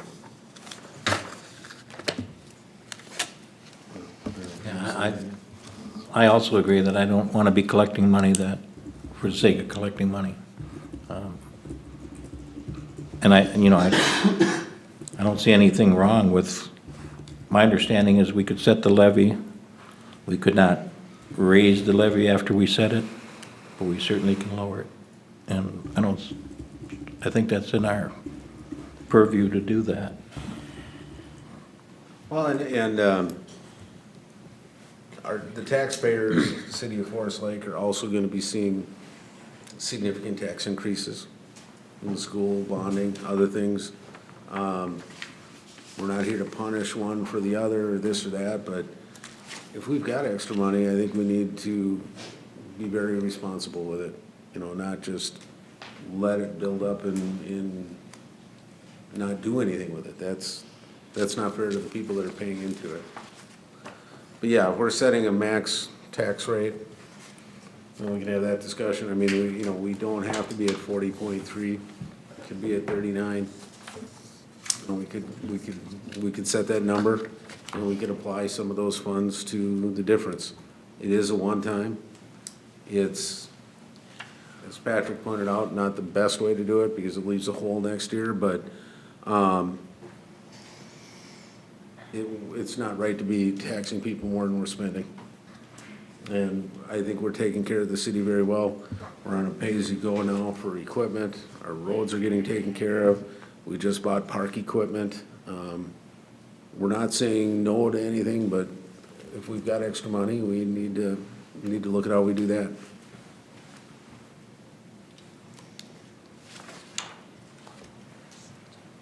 And the other thing, we worked hard on the budget, and I think we're all in agreement that we have a good budget.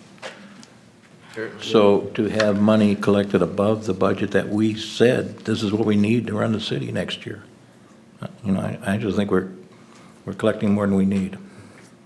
I do think we have some holes that need to be worked out. We're still working ourselves out of some holes, and I think,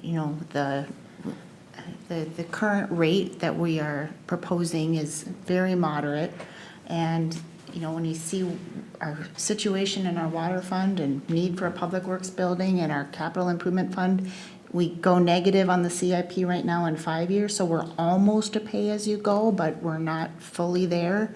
I would love to see us have a CIP that doesn't, not that you want to be collecting in advance, but if the goal is to avoid future debt, you do need a fully funded CIP. And given the size of the equipment we're purchasing and the life of that equipment, that probably means fully funded out beyond 5 years. And so to put that extra fund there, otherwise we're just kicking the can down the road and. I guess, but it was only in the discussion of the water rate, we're increasing a separate fee, so we don't kick that can down the road. But we have this money, we didn't put any of that money towards reducing that water fee. It doesn't make sense, to me. I still think we should use some of this money to pay back the water fund. I'd like to see some of that money used for roads, adding some to our road budget. It would be very prudent to look at putting some money away for public works, but not a one-time thing. I think that has to be every year. I mean, if we're not gonna start building up something for, 5, 10 years from now, putting a little bit of money there isn't gonna help. The other thing we haven't done is really put any money aside for repairs and maintenances on the facilities that we have, including this one that's, as they age, they're gonna need some things done Which there. really means our CIP fund is even that much more incomplete, and would say, if really we want to leave the city in as strong of a balance sheet position as possible. That's why I look at the amount of levy that we're able to give or provide over, our historical rates. It's a nice, attractive, isn't it? Staff said it was our lowest levy in the last, 3 years? Yeah, but if you look before that, we were at like 32% and we shot up to like 43. We also had some significant projects, right. but I think it's about, Historically, we're long-term. still on the upper end of where we've been.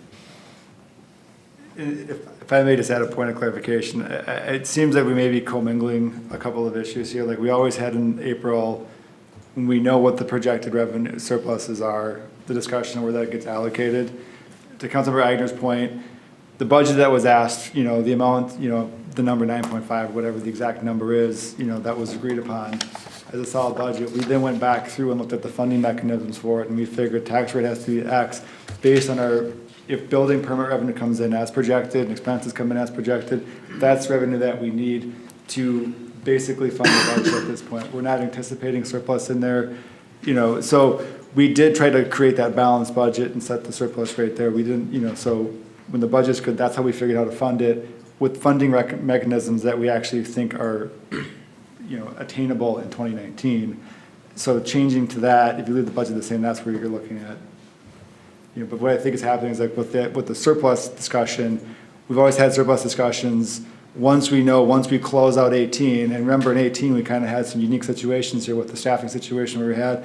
Building permit revenue came in above, so those one-time revenue streams that came in are not going to be able to be replicated in 19 because, hopefully, we've spent all year with just, me running multiple roles, a lot of staff changes in front, just with people changing over. So 18 was kind of an anomaly one-off year that as a result, when the budget was set for 18 at the end of 17, we anticipated kind of a different, set of expenses that just didn't materialize because of certain situations. So going into 19, we'd have that surplus revenue from 18 because the budget is just going to come in under budget because, again, of all that kind of one-off stuff. Then we can make those allocations to go, does it go to CIP? Can we put to Public Works? That's kind of the separate issue here. We've had that conversation later on in the year. How much did we spend off of surplus last year? I mean, we bought several vehicles, some other things. Yeah, I don't have the exact breakdown. We put a little bit back towards paying down one of the fund balance, the deficit fund balance is a nominal amount there. We put some towards the senior center. We put, actually the bulk of it was put into the CIP to help kind of, again, front load that. And then there was a couple of... That was the 200,000 for the gravel roads, and then there was a couple of vehicles that needed to get replaced. A couple of the worst ones that we had in the fleet were able to get replaced out of that surplus. The bulk of it went into capital purchases in 18. Yeah, just to return to the item, you're trying to decide what the levy is going to be, so I think you should get back to deciding what that's going to be. If this council, the next council wants to determine how much surplus and where it should go, you should give us a direction, or we can come up with directions in different areas, whether it's streets, whether it's parks, whether it's capital equipment, or whatever, and bring it back and make some suggestions for you that way. If you've given us the opportunity to do that, but we really need to kind of focus on what you're going to do with the levy at this point, so. This is something we worked on months ago, and it seemed like we were in agreement what the budget should be. Yeah, I think we're all in agreement on what the budget should be, Sam. The question is, the surplus revenue that we have, and how do we, can we apply that to the budget? How do we use that surplus revenue? Well, I think you mentioned it. I think you mentioned a couple of good places for it. Right. Part of it, the water fund, the roads, one-time road projects or whatever. There's maybe some equipment issues, but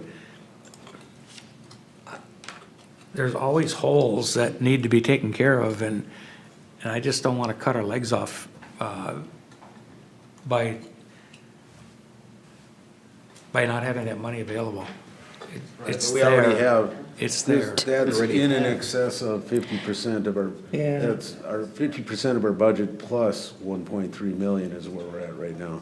We got $22 million in the bank, and I just don't want to keep taxing people more than we need to.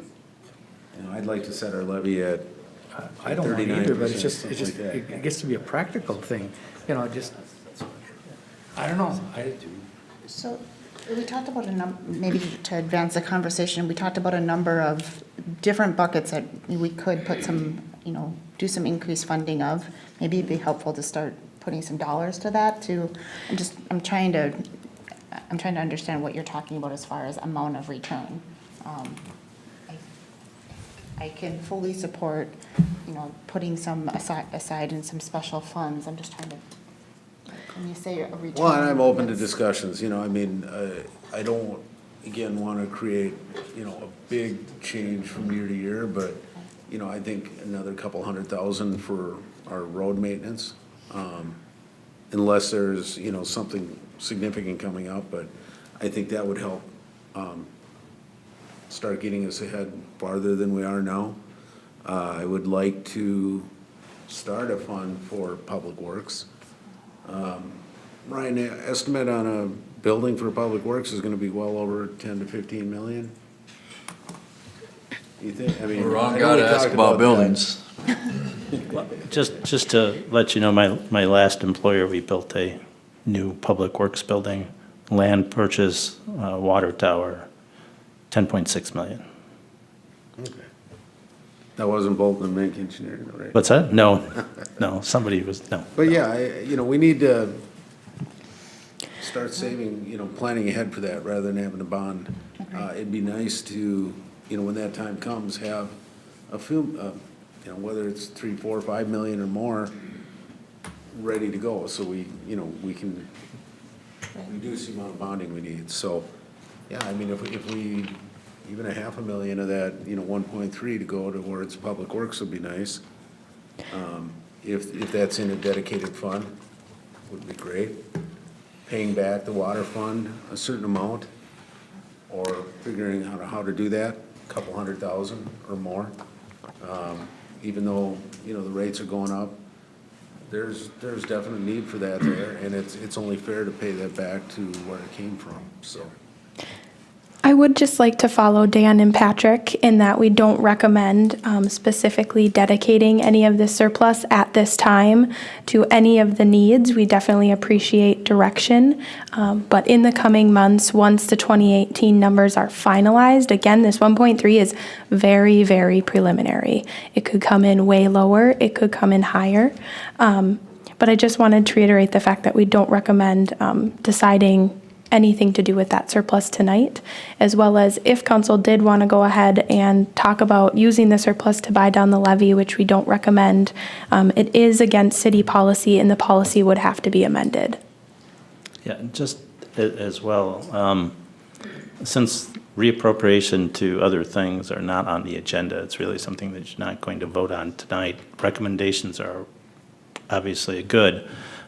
Again, getting back, it's the levy if you decide to use surplus dollars to reduce the levy is what you're looking at. So if you want to use surplus dollars to fund capital, fund water, fund streets, we can bring those back and make some recommendations, but you don't have that as an agenda item tonight, so.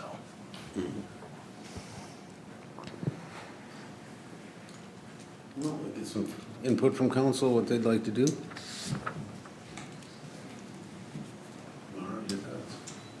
I appreciate the conversation around what to do with surplus and kind of go back to my original comments on we have some areas that are unfunded. General fund is sitting in great position. Operations is, the operating budget is sitting in a great position, and many thanks to our department heads that are sitting in the room tonight for making that happen. I think there's great conversation to be had. I'm not sure we have all the information for tonight. I would struggle to support a levy that is beneath what is recommended by staff in the resolution. I think that is, it's the conservative thing to do. It holds us closest to our policy of pay-as-you-go. Because I think whatever we reduce is just going to cause a bigger pay-as-you-go gap in the future, and that's part of pay-as-you-go is you are front-loading, and that's part of the policy we've committed to. Thank you. Blaine. Well, it'd be nice to break the never-ending cycle of increasing taxes, but for policy and staff recommendations, I'm kind of in a tight spot.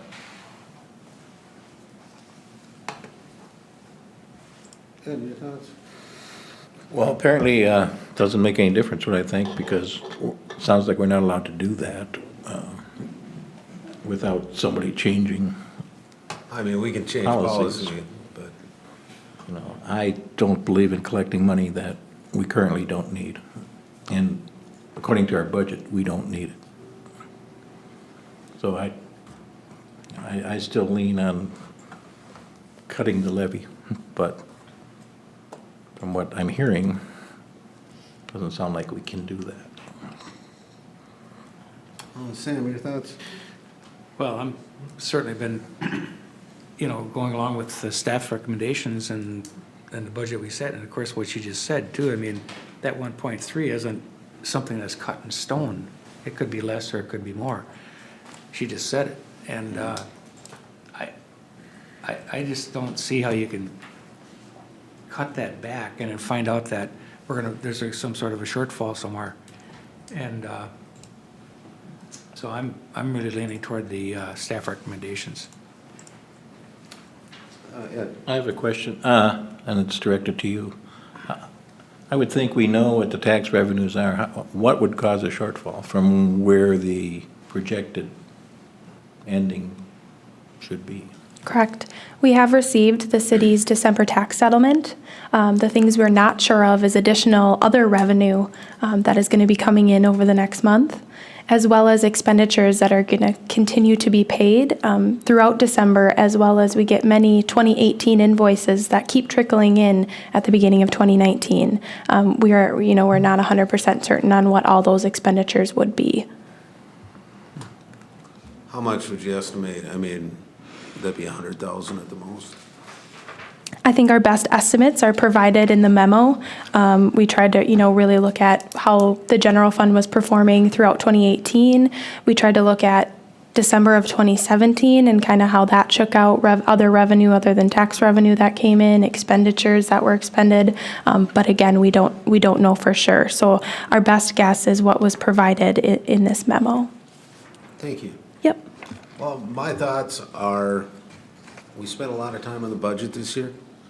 I think it's a great budget. I think the city is getting what they need. I don't think we're leaving any area unfunded that should be.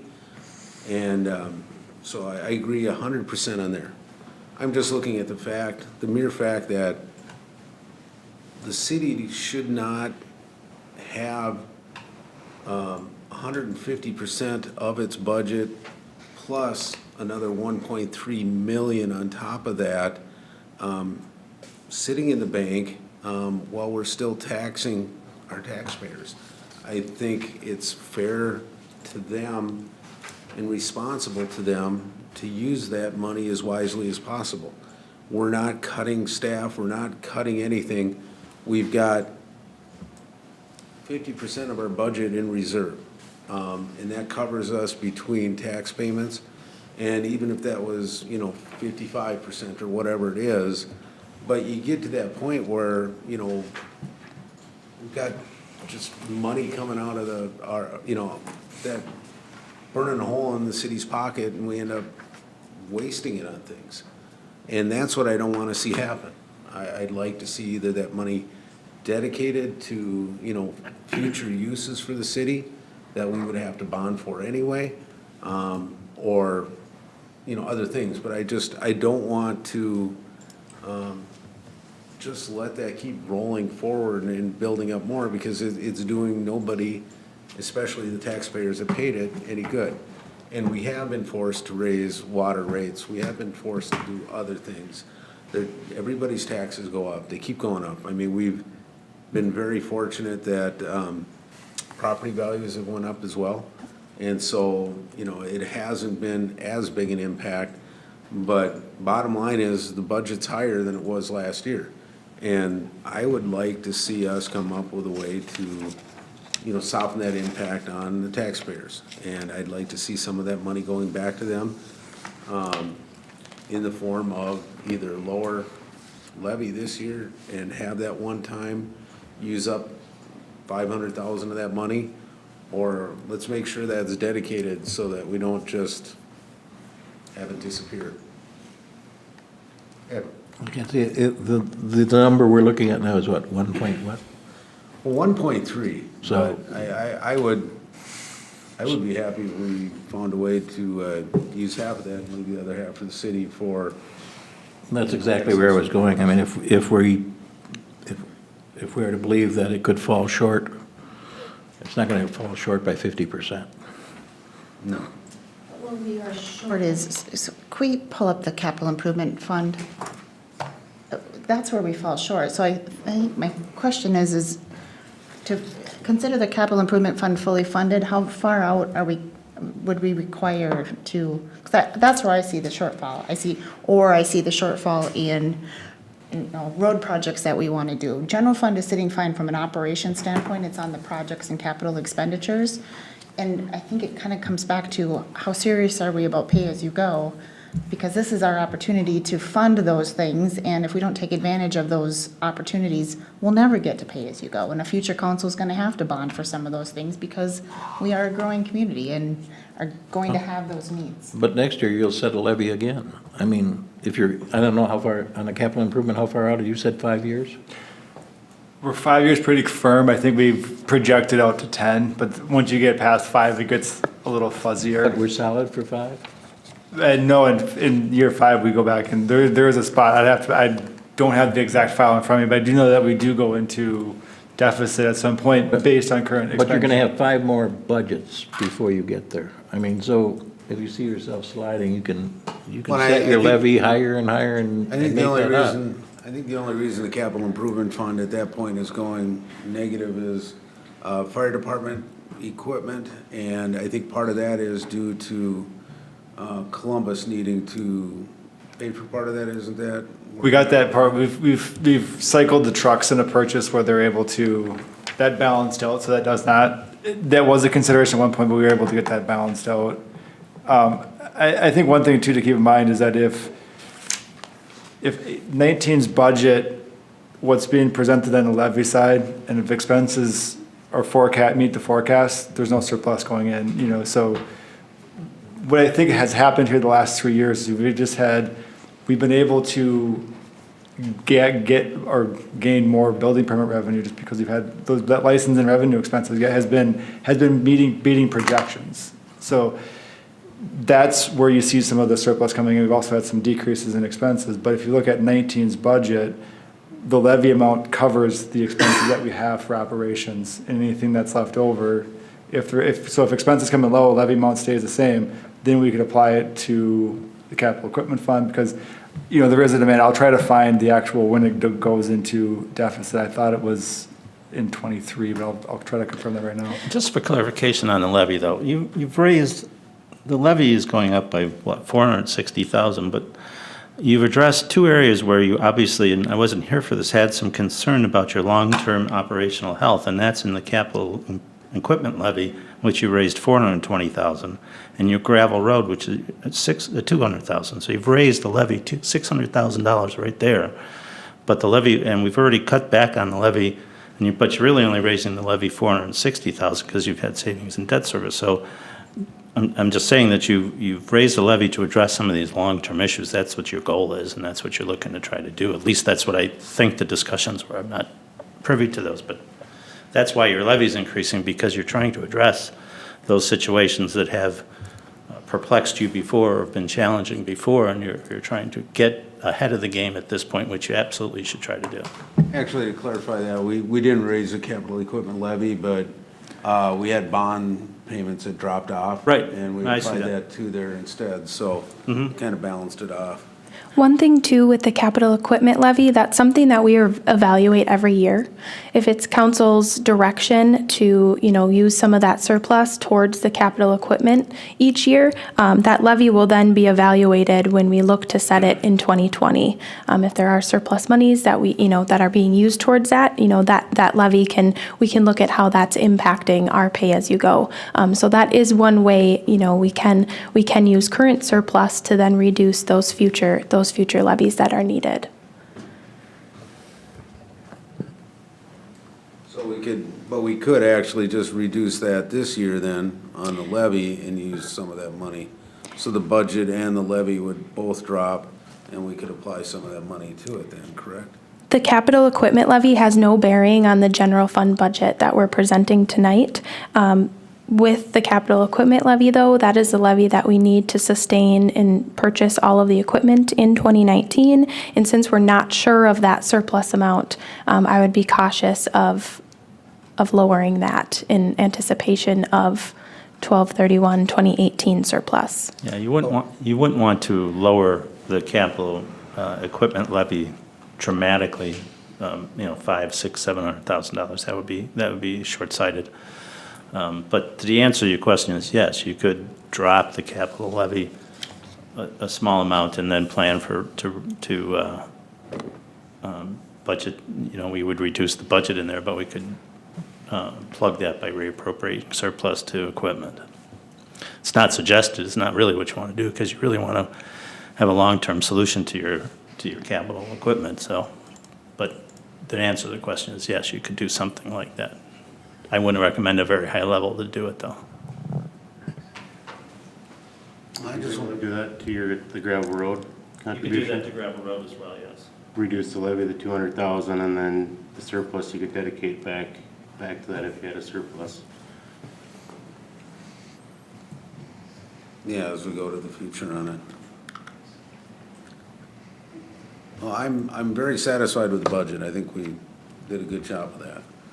Now it's just, we have extra monies, and I just want to be responsible to the taxpayer with that. And try to find a way where we can not make them pay any more than they need to. I don't think you're going to find any of us in favor of paying any more. I think it's just it's a matter of how we define and how committed are we to a pay-as-you-go strategy, because we've identified large needs of whether that's a public works building or roads or fire trucks that are expensive, and I think, whatever we do to reduce the levy today just means less dollars available, and those pay-as-you-go funds are in that much more of a negative position. And if either we don't do those future projects, I'm not comfortable saying that's the plan, or future councils need to either bond more for that. And this council, I think, has done amazing work on getting to a strong pay-as-you-go plan. I'd hate to back away from that now. Well, I don't think we're backing away from anything pay-as-you-go. I'm just, we got 1.3 million more than we need. And we could make the pay-as-you-go plan that much stronger by allocating those funds to those types of future projects. Dan, did you have the CIP you could bring up? I can't find it. I have every other budget worksheet in my file, but CIP. If you want to see the, Well, I thought when we did Workshop our, in September. Oh, I better pull up that one. I mean August. We workshopped it in August. I thought in our workshop, our budget workshop, that we had capital improvement covered for the next year, for sure. For the next 5, I think we're covered. And further out than that.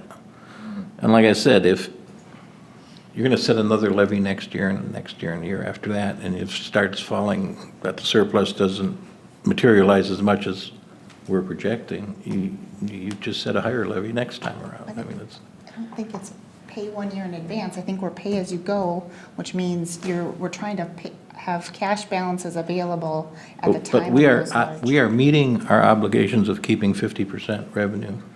We have that. We are, but We've our already future got- purchases are not We've covered our funded budget under our items, pay-as-you-go we've got program. that, Right. and we've covered our CIP. So I don't know why everybody's so worried about if we cut that levy for 1 year. Yeah, we've got over 2 million in the capital improvement fund right now, which covers all the purchases for next year. I mean, that's part of the budget that's in But that. we want 10 years of financial strength. We don't want 1 year or 5 years of strength. Let's set us on a plan that gives us a strong Why not, financial. then why not raise the levy even higher? I mean, like, if you're using that logic. Well, no, I mean, this is the end result of months of work that, this. One thing I would like to point out, the capital equipment levy for 2019 for $750,000, that's not going into Fund 211, that's going into Fund 401. Currently, we're projecting 401 to have a surplus of about $820,000, but we're budgeting to use a lot of that surplus, about $700,000 of it in 2019. If we were to cut the levy, we wouldn't be able to make many of those, about half of those purchases for capital equipment that we have in the CIP.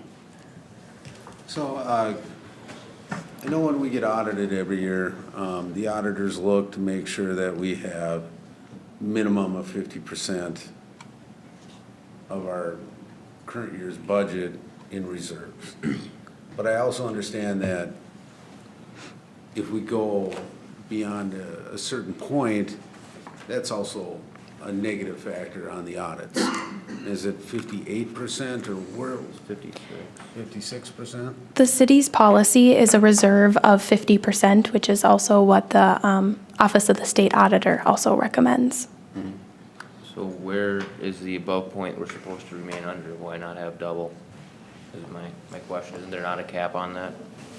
Correct. Yep. So what's presented on 33 of your budget memo, where we're looking at the general fund, that 50% reserve and the 1.3 unassigned fund balance, correct, you can keep more than 50% in that general fund balance at your end. Is there not a cap? There is no cap. But the auditors don't care if we have a public works building down the road or what the condition of our roads are. No. They're just looking purely from financial health. So I just think, I mean, general fund, yes, is one thing, but it's really, it's kind of a test of how committed are we to pay as you go.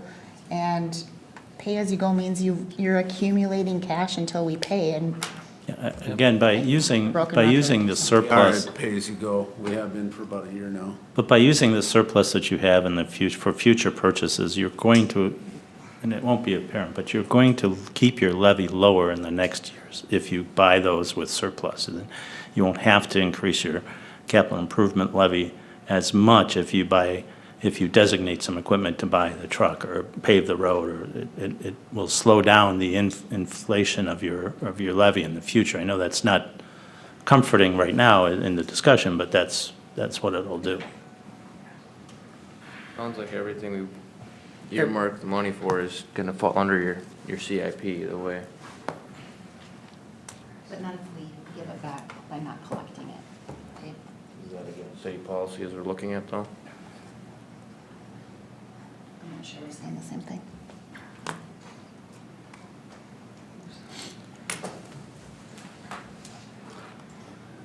Well, we need to set a budget levy. I look for a motion to that. I'd like to see something in the 39% instead of 41%. I think that's being responsible to the taxpayers. There's a lot of increased taxes coming up. It still gives the city a significant amount of excess revenue. Changing it from 41 to 39 is going to change about 300,000, I believe, out of that 1.3 million. And that still gives us time to making some commitments to Public Works and to look at some other items as well. Still gives you $1 million. What's that? Still leaving you about $1 million to play with. So I like that idea. I just kind of want a visual on how that's going to play out then. What do you mean a visual? We reduce the levy. And then we have a planned use of reserves to balance the budget. And we let the staff use the direction on how to do that most efficiently. Yeah.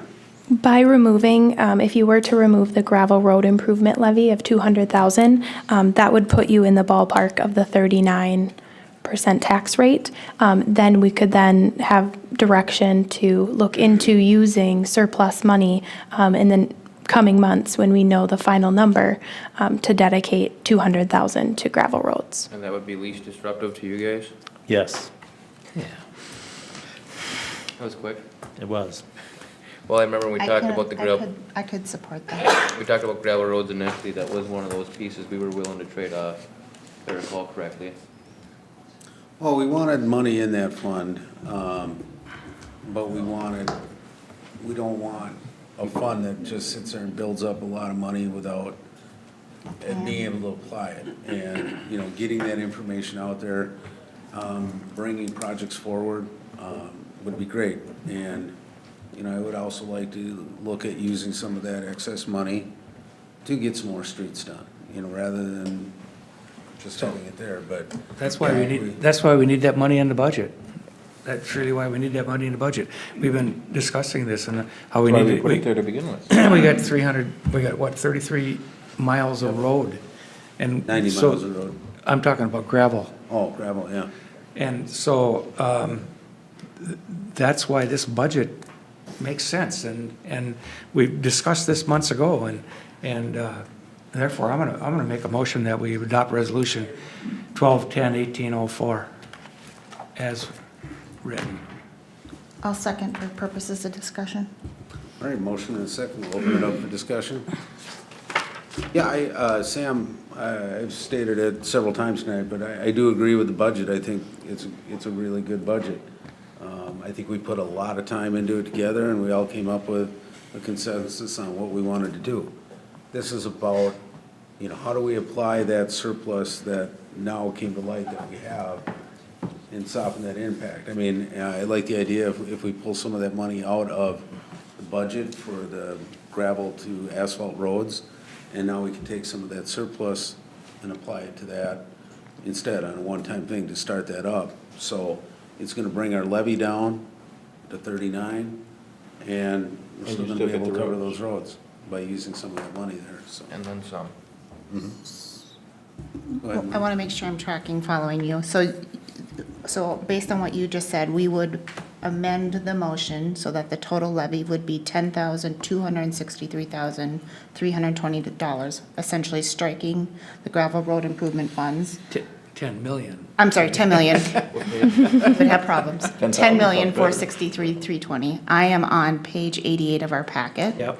So we would strike out the 200,000, drop to 10,263,320, and then council would, upon year-end, finalizing year-end surplus, make some allocations, as we have in previous years. But the only change to the levy is we're taking out the 200,000 for gravel roads. Is that right? The other change that would come to that resolution, if you were to go down that road, the Fund 211, the Capital Improvement Fund, the revenue would go from that 2.38 million to 2.18 to reflect that 200,000 property taxes that would be being adjusted out. I think that's being responsible I to could the support that. taxpayers. We're providing everything the city needs. We still have way more than enough in reserves, and we can still have a discussion about, how to start funding a gravel road fund, because we do have surplus this year to use for it, as well as, repaying a loan if that can be done to the water department out of some of that money. But that doesn't have to be done tonight. It can be done next meeting. But yeah, tonight we can set a levy at whatever we're gonna vote on. There's a motion for the floor. I'll amend my motion to, if everybody's in agreement with that, because we don't beat this thing to death, I'll support it. to eliminate the 200,000 off the gravel road improvements, which would give us the $10,263,320 for the, I'll second the amended motion. May we amend that to earmark the surplus to replace that? You cannot, no, not at this point. We'll have that on a separate discussion. I mean, we can do that on a separate motion, I think, so. Good. All right, any further discussion? Hearing none, Bailey, let's do a roll call vote on this too. Councilmember Backus? Aye. Councilmember Bain? Aye. Councilmember Husnick? aye. Councilmember Agner? Aye. Mayor Winnick? Aye. All right. Was that a vote on the amendment, or was that the vote on the?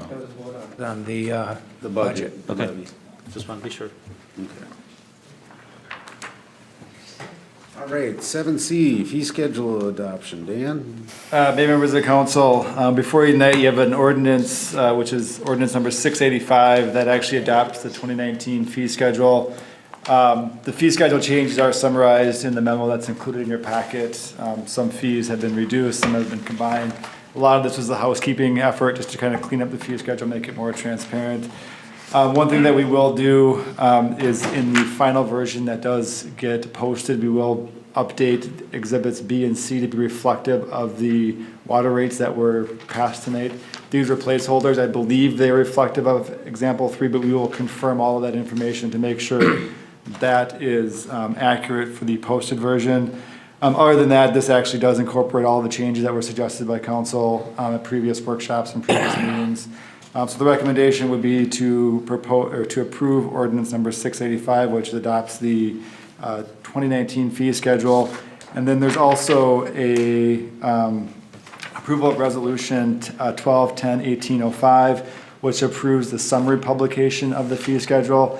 Basically, that's a cost-saving effort on behalf of the city, so we don't have to publish the entire fee schedule in the paper. We can just write a summary statement, post that in the paper, then we'll keep a hard copy available here at City Hall for residents to come in and view the whole fee schedule. With that, I'd be happy to answer any questions about the fee schedule or the process. Thanks, Dan. Any questions for Dan on this? Licensing fees, is that separate scheduled in this? Licensing fees for?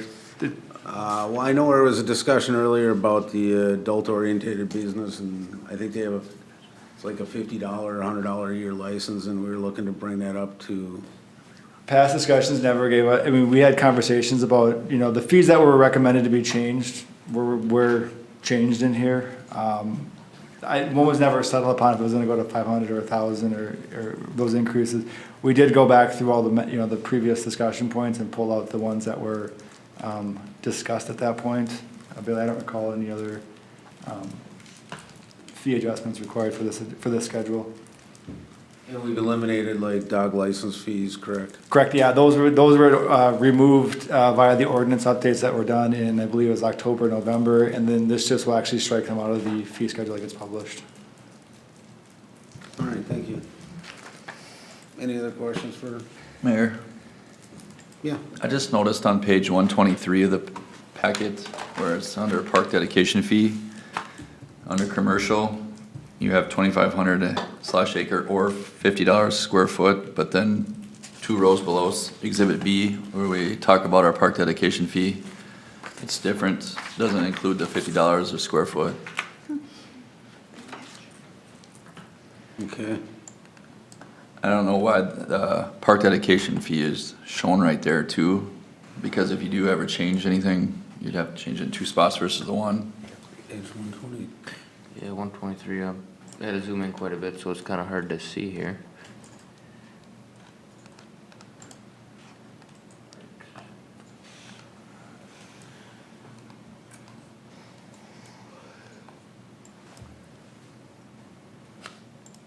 Okay. So your commercial park dedication fee is different on page 123 versus 126 of the packet. You know which of the two it's supposed to be? I've always been talked about as what's in Exhibit B. So on commercial, it's $2,500 base fee and $2,500 per acre.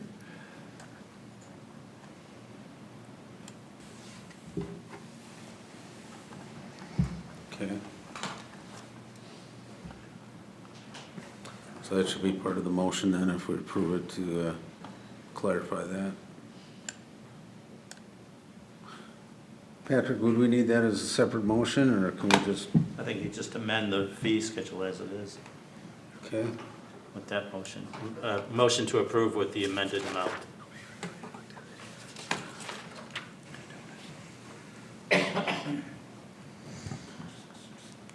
Dave, is there anything in the schedule that you think should be adjusted? The public works stuff, I went through and adjusted and cleaned up a lot of it. A lot of the stuff we buy from a vendor and add our tax, so I mean, a lot of that we just cleaned up instead of updating annually what the price was. We just kind of streamlined that. Okay. All right, any further discussion? Thank you for pointing that one out, Ryan. I'll look for a motion. Preferred language is to approve the fee schedule with the correction of the amended park dedication for the commercial. Correct. I'll make that motion. I'll second. Any further discussion? All those in favor? Aye. Aye. Opposed? Motion carries. Wow, look at that, we're done. I make a motion, we approve the Ace Harbor invoices. Oh, Your Honor, sorry, if I may interject, there was one other piece there that was included in your packet, which was the resolution approving summary publication. Oh, okay. I make a motion, we approve Resolution 1210-1805, authorizing summary publication. Do we have a Second. sec- I'll second. Motion and a second, all those in favor? Aye. Motion carries. Thank you, Bridget. Now to the Ace invoices. I make a motion, we approve the Ace Hardware invoices. I'll second that. All right, all those in favor? Aye. Aye. And, Amend, or abstain. all right, I make a motion that we pay the Winnick Supply invoices. I'll second. all those in favor? Aye. And one abstain. I guess before we have staff updates, I see the CloudX people are here. Did you have something to speak or say?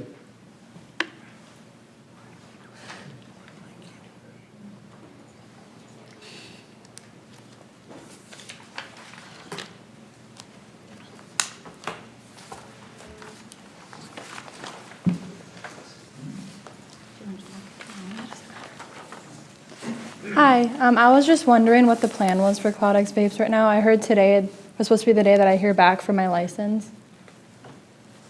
I guess we'll find out from staff here if I didn't give a specific day that you would hear back. I explained that it would have to go to council for approval. Right now is a busy licensing time. Since we're all up for renewals, the police department does have to verify all liquor licenses, so that is the priority. I don't know what their workload is at that time, but I haven't received anything back from the police department yet. Okay. And I guess Chief Peterson, are you where we're at with that? No, I'm not sure. One of our sergeants does all the approvals, and I'm assuming he hasn't gotten to it yet. I don't know how many others are out there as well. Okay, all right. We'll try and have somebody get back to you Okay. tomorrow or very soon to give you an update on that. Okay, thank you. All right, Thank you. have a good evening. All right, brings us to staff updates. Chief Peterson? I have no updates for you unless you have some questions for me. Council? Thank you. And Chief Newman? I have no updates unless you have something for me. Anybody know the Viking score yet? Yeah, it was good. All right, Dan? No updates unless you have questions of me. All right, thank you. Bailey? Nothing from me, thank you. All right, we're going quick. Yeah, no report. All right, thank you, Patrick. No update, Your Honor. All right. We'll take it down this end. Ryan? No update either. Okay, and Dave? No update. All right. There we go, we're gonna get this done quick. Yeah, I don't have any updates either. I don't have any updates either. Well, I'm going to change. I did attend my last airport commission meeting last Wednesday. They are in the process of trying to define what aeronautical use is. And I think there's a couple dilemmas. One is what's aeronautical use for a public hangar, because we do hangar E, we rent out to the public. And then what would be aeronautical use for a private hangar? And anyways, the consensus is they're putting their heads together and coming up with what's reasonable. And the issue is, if you follow the FAA guidelines, they don't distinguish. They just say it's aeronautical use. But they are going to be making recommendations to the council, so. All right, yeah. That's the update. We'll look forward to that. I think that'll clarify some of the underlying. Yeah, so I came away with it, right now, it's clear as mud, so. All right, well, I'm gonna stick with the no updates and roll on down to Evelyn. Don't have an update, but I'm looking for one. Curious what the status is of that bus lane and the maintenance agreement. For the school, the road? Yeah, the school. Do you have any update from the last time I gave an update? Nope, reached out to the attorney for the school district, haven't heard back. So he'd reached out to me initially, and I reached out back to him, and has not returned my call, so. Can you try to get a hold of them this week and email staff or council an update on that? Yes. Thank you. That concludes it for me. All right, Mara? No update from me. I believe this is our last meeting of the year. Is that right? Last scheduled meeting unless something were to be called for a special meeting. So if this is indeed our last meeting with this council, Ben and Ed and Blaine, Yep. thank you for your service and appreciate it. And you guys have put a lot of time and effort into this city, and I know residents really appreciate it. So thank you. Yeah, also, I wasn't sure if this was our last meeting or not, being it's only the 10th of the month, but thanks, Ed and Ben and All right. Blaine, so appreciate it. Thank you. Well, I think we're leaving the city in good hands, and I think everybody's going the right direction, so Don't go far. forward to it. All right. Look for a motion to adjourn. We'll make that one. Second. All those in favor? Aye. Aye. Meeting adjourned.